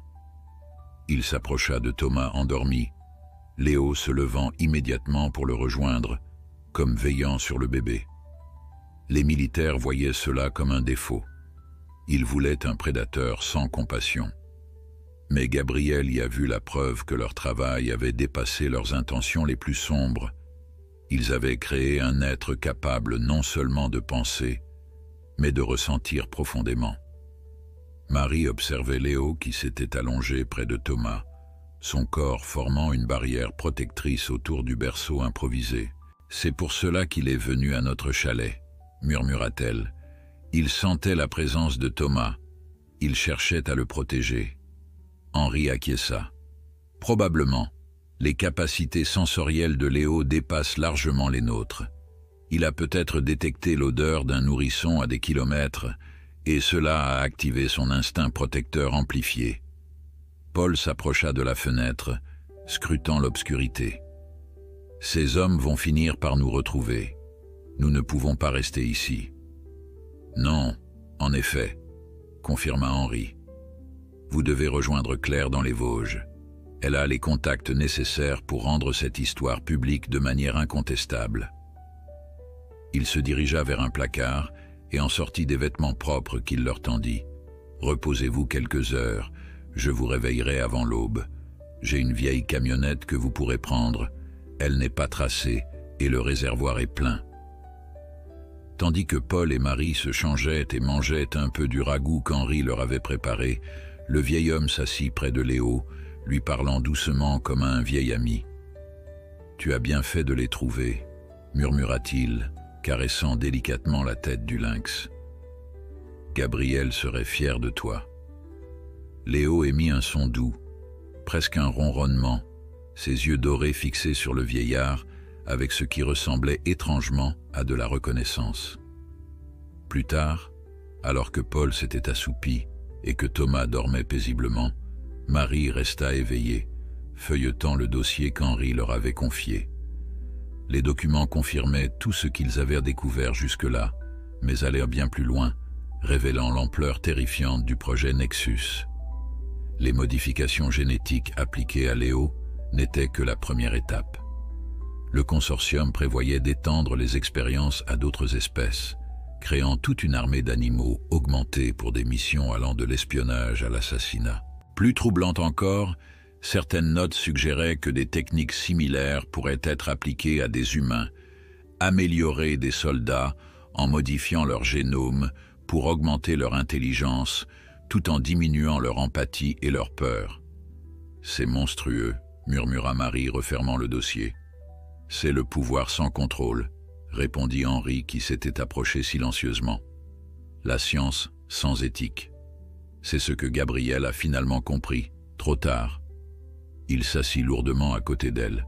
« Mon frère était brillant mais naïf. Il croyait sincèrement pouvoir faire avancer la connaissance humaine, comprendre les mécanismes de l'intelligence. Il n'a pas vu comment ces découvertes seraient détournées jusqu'à ce qu'il soit presque trop tard. Marie observa Léo qui somnolait près de Thomas. Est-ce qu'il souffre? De sa condition, je veux dire. D'être trop intelligent pour un animal, mais pas assez pour être humain? Henri contempla longuement le lynx avant de répondre. Gabriel se posait la même question. Je ne crois pas que Léo souffre de sa condition. Il est unique, ni tout à fait lynx, ni humain, mais quelque chose d'autre. Gabriel disait qu'il avait créé par accident une nouvelle forme de conscience, ni meilleure ni pire, juste différente. Il sourit tristement. Ce qui le fait souffrir, ce n'est pas ce qu'il est, mais la façon dont les humains le traitent, comme un objet, une arme, une expérience, pas comme un être sensible méritant respect et liberté. Marie hocha la tête, comprenant soudain pourquoi protéger Léo était devenu si important pour elle. Ce n'était pas seulement pour empêcher les militaires de récupérer une arme dangereuse, c'était parce que Léo méritait de vivre sa vie unique sans être exploité, tout comme son fils Thomas méritait de grandir libre. Nous les arrêterons, promit-elle, autant à Henri qu'à elle-même. Nous rendrons tout ceci public. Henri posa une main ridée sur son épaule. J'espère que vous réussirez là où nous avons échoué. Maintenant, reposez-vous. La route vers les Vosges est longue et le danger n'a jamais été aussi proche. L'aube pointait à peine lorsqu'Henri les réveilla, comme promis. Le ciel commençait tout juste à se teinter de gris et la forêt alentour demeurait plongée dans l'obscurité. Marie préparait Thomas, l'enveloppant soigneusement dans une couverture chaude qu'Henri leur avait donnée, tandis que Paul chargeait leur maigre possession dans la vieille camionnette Citroën qui attendait derrière la cabane. « Prenez la route forestière vers l'est », expliqua Henri en leur tendant une carte soigneusement annotée. Elle rejoint une départementale après 10 kilomètres. De là, suivez ces indications. J'ai marqué quelques points d'arrêt sûrs au cas où vous auriez besoin de vous reposer. Il leur donna également un téléphone prépayé. N'utilisez plus vos portables personnels. Ils peuvent être tracés. Ce numéro est celui de Claire. Je l'ai déjà prévenu de votre arrivée. Marie s'approcha du vieil homme et l'étreignit impulsivement. Merci pour tout. Venez avec nous. Vous ne serez pas en sécurité ici. Henri secoua la tête avec un sourire triste. Ma place est ici.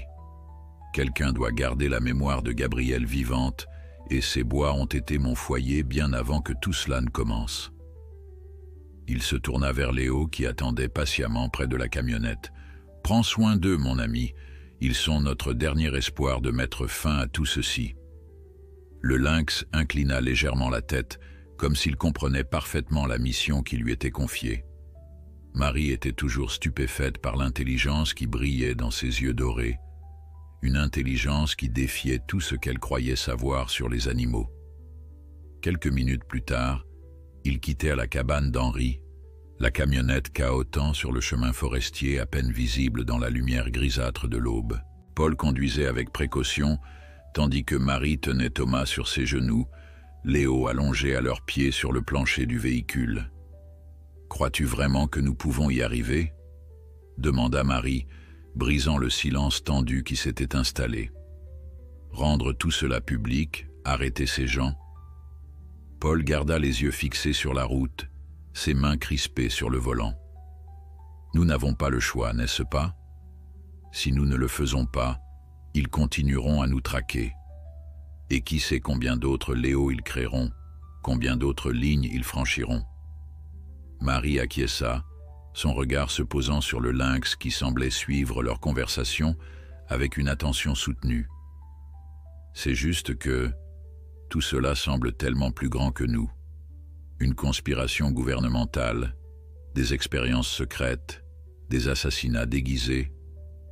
C'est précisément pourquoi nous devons agir, répondit Paul, parce que personne d'autre ne le fera.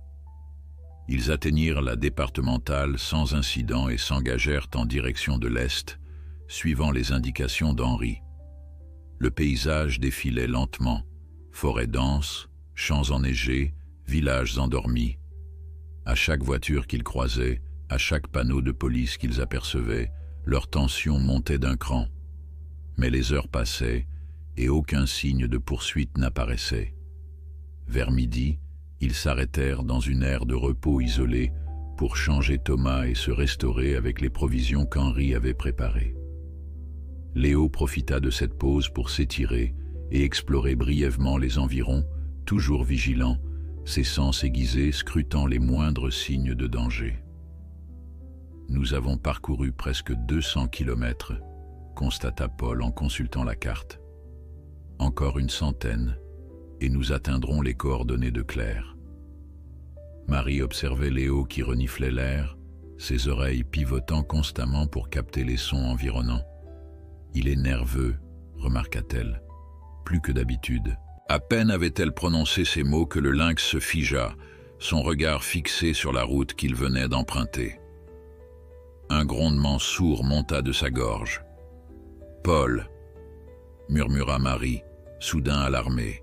« Je crois que nous avons de la compagnie. » Ils rangèrent précipitamment leurs affaires et remontèrent dans la camionnette. Paul démarra et s'engagea sur une petite route secondaire, évitant délibérément l'itinéraire qu'ils avaient prévu de suivre. « Comment nous ont-ils retrouvés ?» s'interrogea Marie, scrutant le rétroviseur avec anxiété. « Je ne sais pas, » répondit Paul, son visage tendu par la concentration. « Peut-être ont-ils plus de ressources que nous le pensions.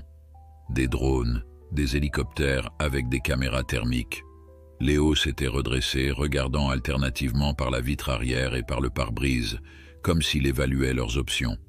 Soudain, il émit un son étrange, ni un miaulement, ni un grognement, mais quelque chose d'entre les deux. « Je crois qu'il essaie de nous dire quelque chose, » dit Marie. Paul jeta un coup d'œil rapide au lynx. « Eh bien, s'il a une idée pour nous sortir de ce pétrin, je suis tout oui. » Comme en réponse, Léo se déplaça vers la fenêtre passager et fixa intensément une route forestière qui s'enfonçait dans les bois sur leur droite. « Il veut que nous prenions ce chemin ?» demanda Marie, incrédule.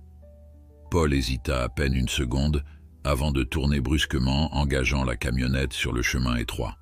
« À ce stade, je fais plus confiance à l'instinct d'un lynx génétiquement modifié qu'à mon propre sens de l'orientation. » Le chemin était à peine praticable, couvert de neige et bordé d'arbres si proches que les branches griffaient la carrosserie.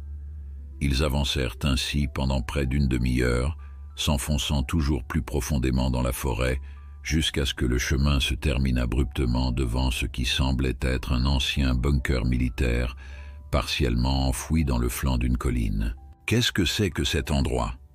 murmura Paul, coupant le moteur. Marie secoua la tête, aussi surprise que lui. « Je n'en ai aucune idée, mais Léo semble le connaître. » En effet, le lynx s'agitait maintenant avec impatience, fixant l'entrée du bunker comme s'il attendait que quelque chose se produise. Après un moment d'hésitation, ils décidèrent de sortir du véhicule, Paul portant Thomas, étroitement enveloppé contre lui. La porte du bunker, une lourde structure métallique, semblait avoir été abandonnée depuis des décennies, couverte de rouille et de mousse. Pourtant, lorsqu'ils s'en approchèrent, ils remarquèrent qu'elle n'était pas complètement fermée. Un mince interstice laissait entrevoir l'obscurité à l'intérieur. Léo s'avança sans hésitation et se faufila par l'ouverture. « Léo !» appela Marie, inquiète. « Reviens !» Mais le lynx avait disparu dans les ténèbres. Après un bref échange de regards, Paul et Marie décidèrent de le suivre, poussant légèrement la porte qui s'ouvrit avec un grincement sinistre. L'intérieur était plongé dans l'obscurité, mais une faible lueur provenant du fond les guidait. Ils avancèrent prudemment, leurs pas résonnant sur le sol en béton. L'air était frais mais étonnamment sec, sans l'odeur de moisi qu'on aurait pu attendre d'un lieu abandonné. La lumière provenait d'une pièce au bout d'un court couloir. Lorsqu'ils y entrèrent, Ils découvrirent avec stupéfaction un espace aménagé comme un petit laboratoire, avec des équipements modernes, un ordinateur et des étagères remplies de dossiers et d'échantillons. Et assise devant l'ordinateur, une femme d'une quarantaine d'années aux cheveux grisonnants relevés en chignon serré les observait calmement, Léo assis à ses côtés. « Marie et Paul Dubois, je présume ?» dit-elle, se levant pour les accueillir. « Je suis Claire Dumas. Je vois que vous avez fait la connaissance de Léo. »« Comment ?»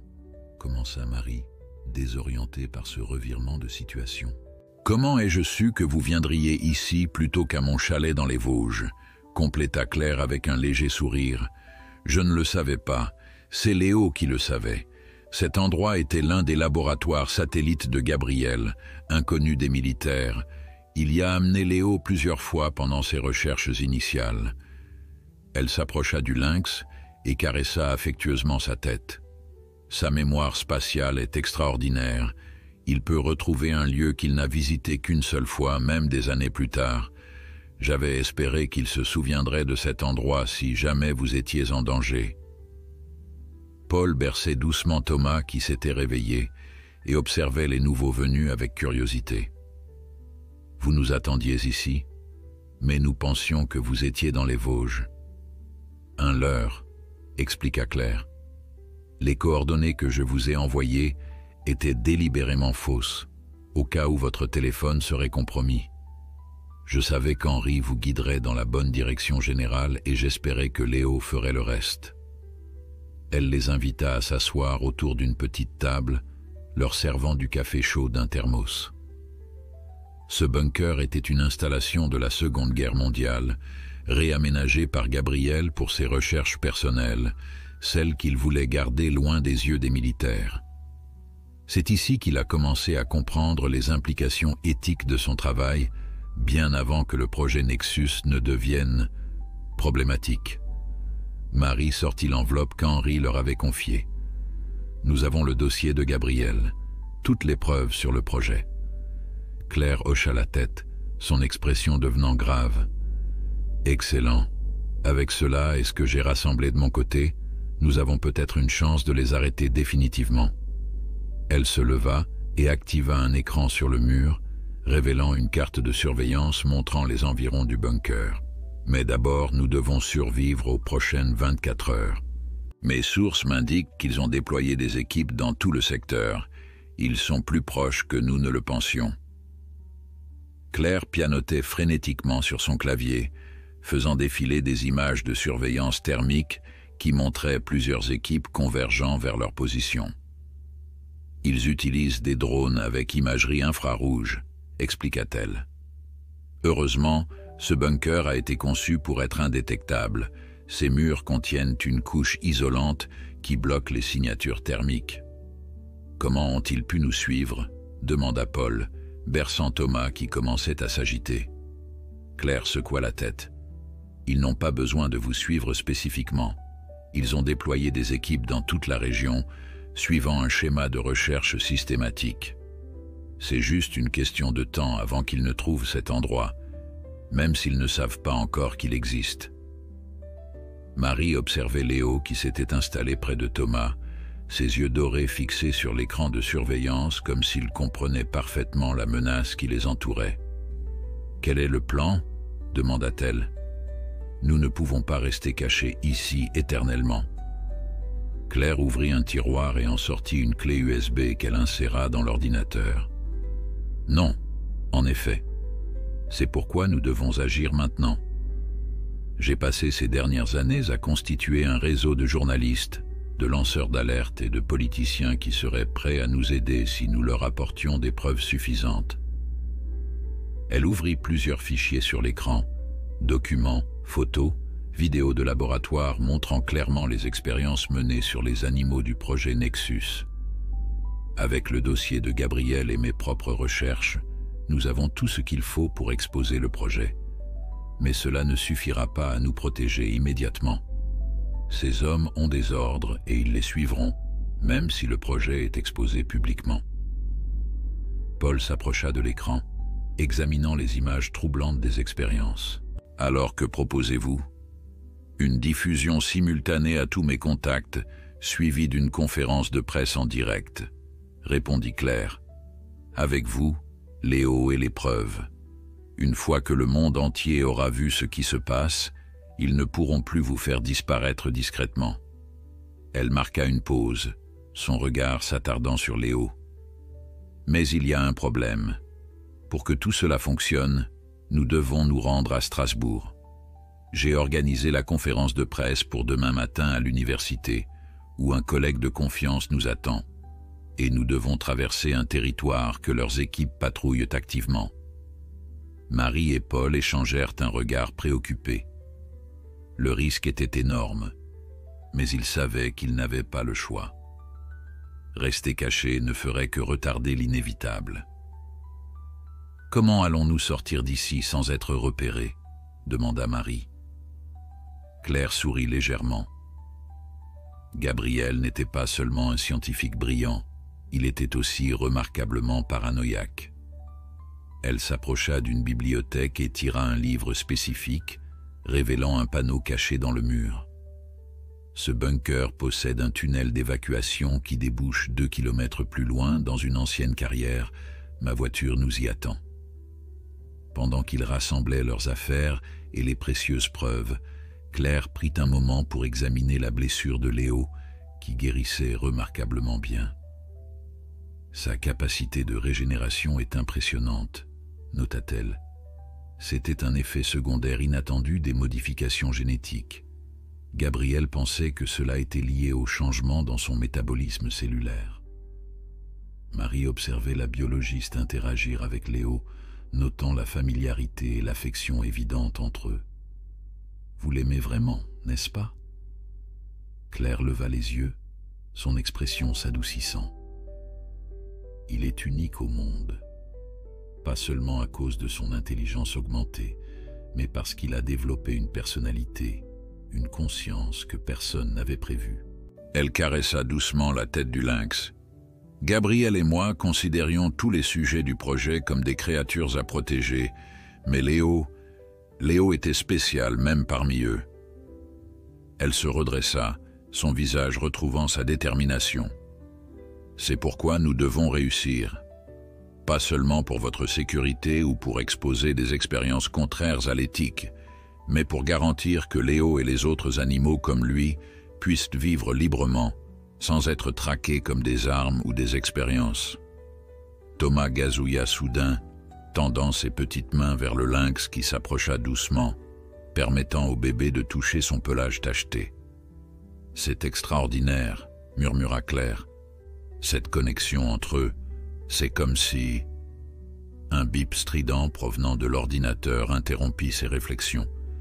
Elle se précipita vers l'écran de surveillance, son visage pâlissant. « Il se rapproche », annonça-t-elle gravement. « Une équipe vient de pénétrer dans le périmètre de sécurité extérieure. Nous devons partir, maintenant. » Ils se mirent en mouvement avec une efficacité née de l'urgence. Paul portait Thomas tandis que Marie transportait le sac contenant les documents et les provisions. Claire guidait le groupe, une lampe torche à la main, Léo fermant la marche comme un gardien vigilant. Le tunnel était étroit et humide, ses parois suintantes témoignant de son âge. Ils avançaient aussi rapidement que possible, conscients que chaque minute comptait. Derrière eux, le système de sécurité du bunker émettait des alertes lointaines. Les intrus avaient trouvé l'entrée. Ils ne connaissent pas ce tunnel, assura Claire, mais ils finiront par comprendre que nous nous sommes échappés. Nous devons atteindre la voiture avant qu'ils ne puissent élargir leur périmètre de recherche. Au bout de 20 minutes d'une progression tendue, ils aperçurent enfin une lueur à l'extrémité du tunnel, la sortie. Claire les arrêta, sortant une paire de jumelles à vision nocturne de son sac. « Je vais vérifier que la voie est libre », expliqua-t-elle avant de s'avancer prudemment. Marie et Paul attendaient anxieusement, bercés par la respiration régulière de Thomas, qui s'était endormi malgré le danger. Léo, cependant, semblait de plus en plus agité, ses oreilles pivotant constamment, captant des sons inaudibles pour les humains. « Quelque chose ne va pas », murmura Marie, observant le comportement du lynx.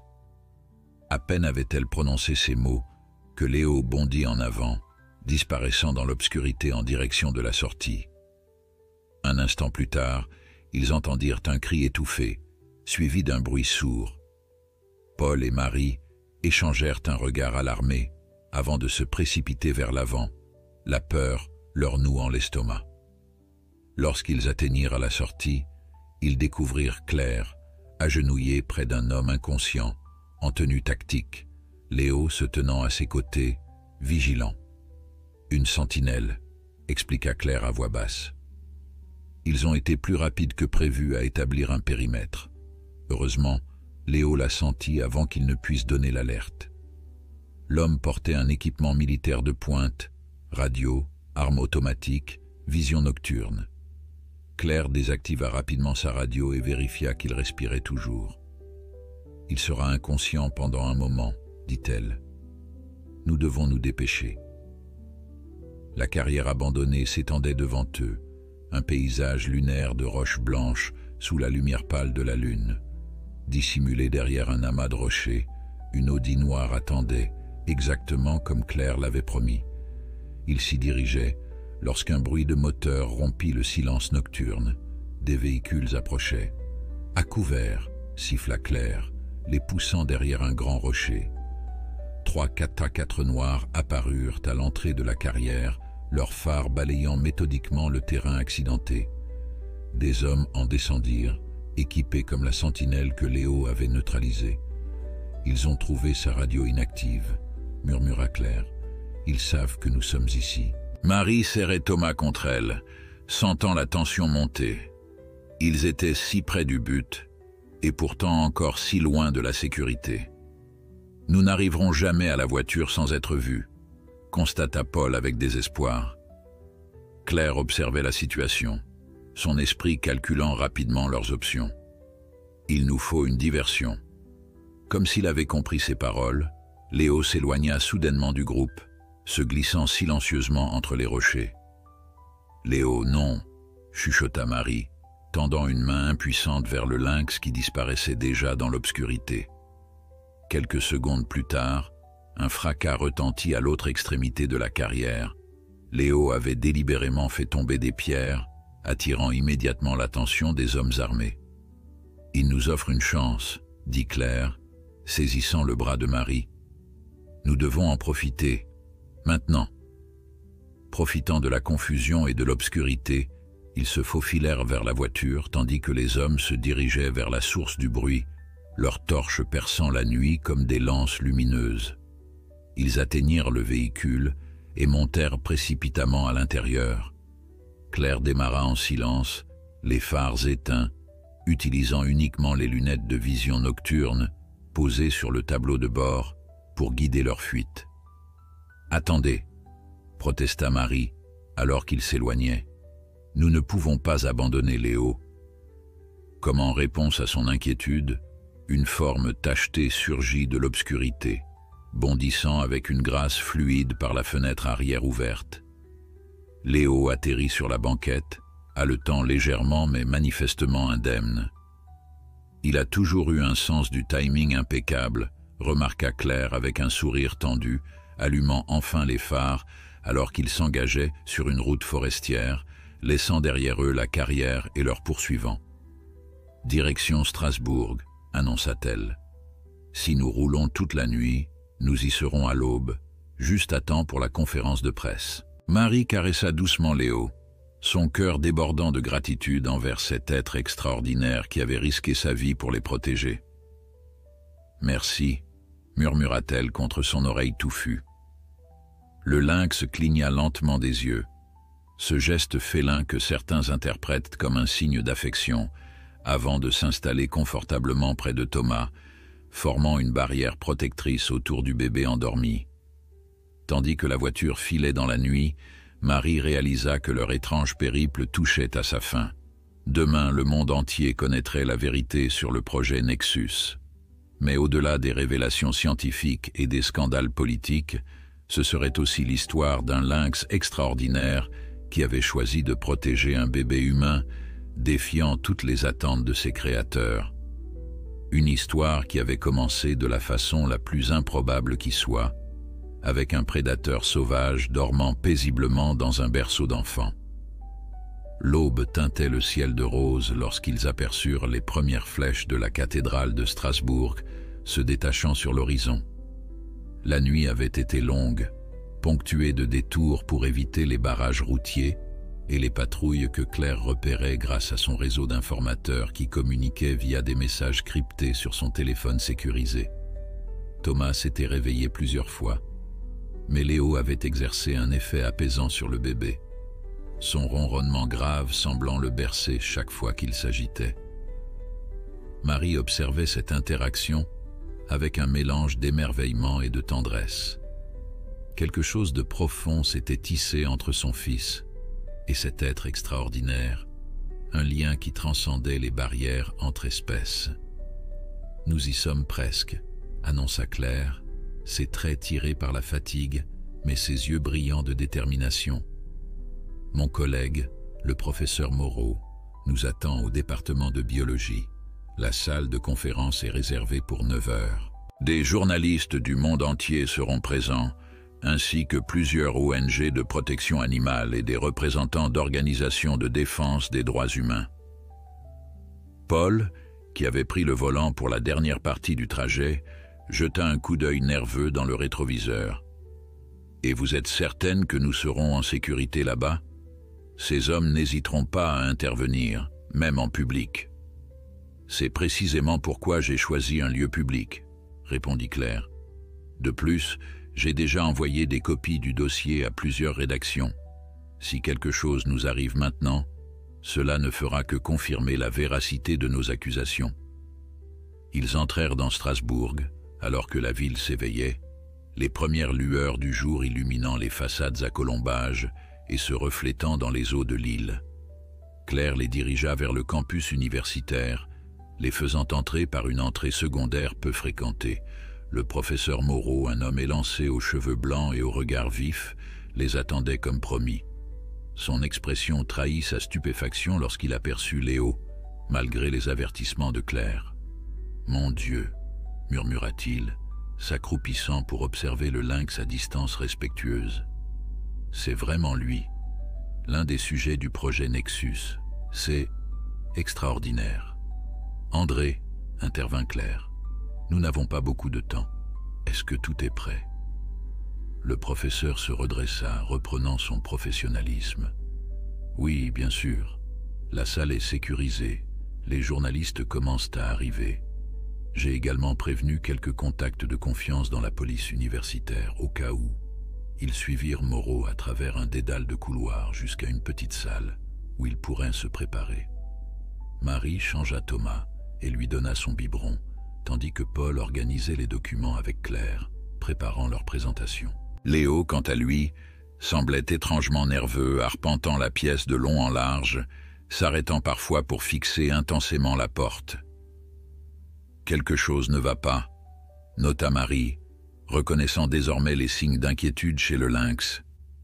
Claire fronça les sourcils, observant le comportement de l'animal. Il sent peut-être quelque chose que nous ne percevons pas. Ses sens sont infiniment plus développés que les nôtres. À cet instant, la porte s'ouvrit brusquement, faisant sursauter tout le monde. Mais ce n'était que le professeur Moreau, revenant avec une expression préoccupée. « 2 hommes en costume viennent d'arriver », annonça-t-il à voix basse. « Ils ont demandé à parler aux responsables de la conférence. Ils prétendent représenter le ministère de l'Intérieur. » Claire et Paul échangèrent un regard alarmé. « Ils nous ont retrouvés », murmura Claire. « Mais comment ? » ?»« Peu importe, » trancha Paul. « Nous devons commencer maintenant avant qu'ils ne puissent intervenir. » Ils se dirigèrent vers la salle de conférence où une 50aine de personnes étaient déjà rassemblées, journalistes, chercheurs, étudiants.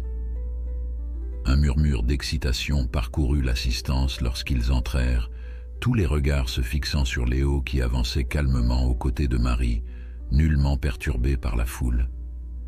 Claire prit place derrière le podium, ajustant le microphone, tandis que Paul connectait son ordinateur portable au projecteur. Marie s'installa au premier rang, Thomas dans les bras, Léo assis à ses pieds comme un gardien vigilant. « Mesdames et messieurs, » commença Claire, sa voix ferme malgré la tension palpable, « merci d'être venus aujourd'hui. Ce que nous allons vous révéler va au-delà d'un simple scandale scientifique ou militaire. Il s'agit d'une violation fondamentale de l'éthique, d'expériences menées en secret par notre gouvernement sur des êtres vivants. » Sur l'écran derrière elle apparurent les premières images du dossier Nexus, des laboratoires, des cages, des animaux connectés à des appareils complexes. Le projet Nexus a débuté il y a 15 ans comme une étude sur l'intelligence animale, poursuivit Claire. Mais il s'est rapidement transformé en quelque chose de bien plus sinistre, une tentative de créer des armes biologiques vivantes, des prédateurs dotés d'une intelligence augmentée qui pourraient être utilisés pour des opérations clandestines. Des murmures choqués parcoururent l'assemblée alors que d'autres images défilaient, diagrammes génétiques, rapports de laboratoire, mémos militaires classifiés. La preuve vivante de ces expériences se trouve parmi nous aujourd'hui, continua Claire, désignant Léo. Ce lynx, nommé Léo, est l'un des sujets les plus réussis du projet. Son intelligence a été augmentée au niveau approximatif d'un enfant humain de 5 ans. Il comprend le langage, peut résoudre des problèmes complexes et possède une mémoire extraordinaire. Comme pour confirmer ses dires, Léo se leva et s'avança vers le podium, observant la foule avec une intensité qui ne pouvait être confondue avec celle d'un animal ordinaire. Un silence stupéfait s'abattit sur la salle. C'est à ce moment que les portes s'ouvrirent avec fracas. 2 hommes en costume sombre entrèrent, suivis de 4 autres en tenue tactique discrète. Marie reconnut immédiatement l'agent Mercier parmi eux. « Cette conférence est terminée », annonça-t-il d'une voix forte, brandissant une carte d'identification. Par ordre du ministère de la Défense pour raison de sécurité nationale. Des protestations s'élevèrent parmi les journalistes, certains commençant déjà à filmer la confrontation avec leur téléphone. Claire ne bougea pas du podium. « Parfait, dit-elle, un sourire inattendu se dessinant sur ses lèvres. « Mesdames et messieurs de la presse, voici précisément les hommes responsables du projet que je viens de décrire. Leur présence ici confirme tout ce que nous avançons. » Mercier blêmit, réalisant soudain qu'il venait de tomber dans un piège. Plus il insisterait, plus il donnerait de crédibilité aux accusations. « Agent Mercier, » continua Claire, son ton devenant accusateur, « pourquoi ne pas expliquer à ces journalistes pourquoi une branche secrète du ministère de la Défense traque une famille avec un bébé à travers la France? Ou mieux encore, pourquoi ne pas leur dire combien d'animaux ont souffert et sont morts pendant vos expériences? » Les caméras se tournèrent vers Mercier, dont le visage se durcit. « Vous ne comprenez pas dans quoi vous vous engagez, » siffla-t-il. « Certaines vérités doivent rester cachées pour le bien de tous. » « C'est là que vous vous trompez, » intervint Marie, se levant avec Thomas dans les bras. « Aucune vérité ne justifie ce que vous avez fait à des êtres vivants. Aucun objectif militaire ne justifie la création d'êtres comme Léo, condamnés à vivre entre 2 mondes, ni humains ni tout à fait animaux. » Comme s'il comprenait parfaitement la situation, Léo s'avança, se plaçant entre Marie et les agents. Le message était clair. Pour l'atteindre, il devrait d'abord passer par lui. Le professeur Moreau prit alors la parole depuis le fond de la salle. « Messieurs, je vous informe que cette conférence est diffusée en direct sur Internet. Des milliers de personnes nous regardent en ce moment même, y compris, j'en suis certain, vos supérieurs qui doivent se demander comment gérer ce désastre médiatique. » Cette révélation sembla finalement briser la détermination de Mercier. Après un bref conciliabule avec ses hommes, il lança un dernier regard furieux à Claire avant de quitter la salle, suivi de son équipe. La conférence reprit, Claire et Paul présentant méthodiquement toutes les preuves qu'ils avaient rassemblées.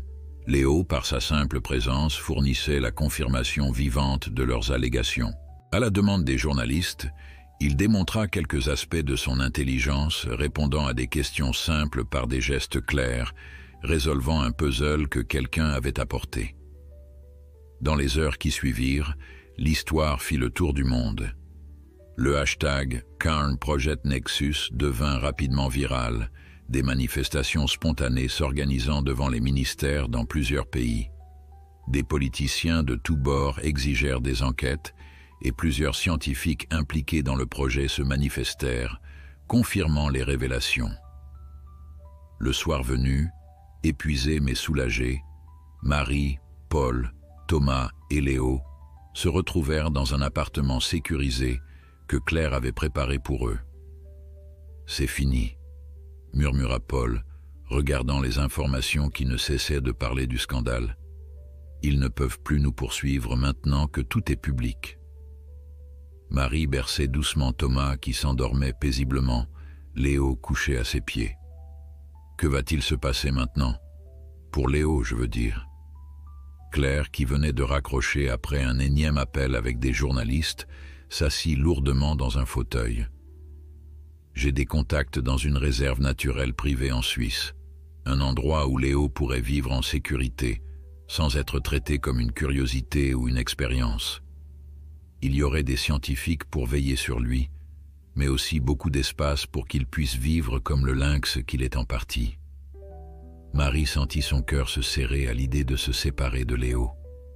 En quelques jours à peine, il était devenu une part importante de leur vie, un protecteur, un ami. « Il pourra nous rendre visite ?» demanda-t-elle doucement. Claire sourit. « Je pense que rien ne pourrait l'empêcher de vous retrouver s'il le décidait. Sa mémoire spatiale est extraordinaire, vous vous souvenez ?» Cette nuit-là, alors que tout le monde dormait, Marie se réveilla pour trouver Léo assis près du berceau de Thomas, le regardant avec cette intensité particulière qui semblait révéler la profondeur de sa conscience. « Tu as changé nos vies, » murmura-t-elle, s'agenouillant près de lui. « Tu nous as sauvés, et maintenant, grâce à toi, d'autres comme toi pourront être libres. » Léo tourna son regard doré vers elle, et dans ce regard, Marie vit quelque chose qui dépassait les mots, une compréhension, une connexion qui transcendait les barrières entre leurs espèces. Elle comprit alors que cette histoire commençait dans la peur et la confusion lorsqu'elle avait découvert un prédateur dans le berceau de son fils, s'achevait sur une vérité profonde. Parfois, les liens les plus puissants se forment dans les circonstances les plus improbables, et la famille ne se définit pas par l'espèce, mais par l'amour et la protection mutuelle. Dehors, la lune éclairait Strasbourg de sa lueur argentée, témoin silencieux d'un nouveau chapitre qui s'ouvrait, pour eux, pour Léo, et pour tous ceux qui apprendraient leur histoire extraordinaire.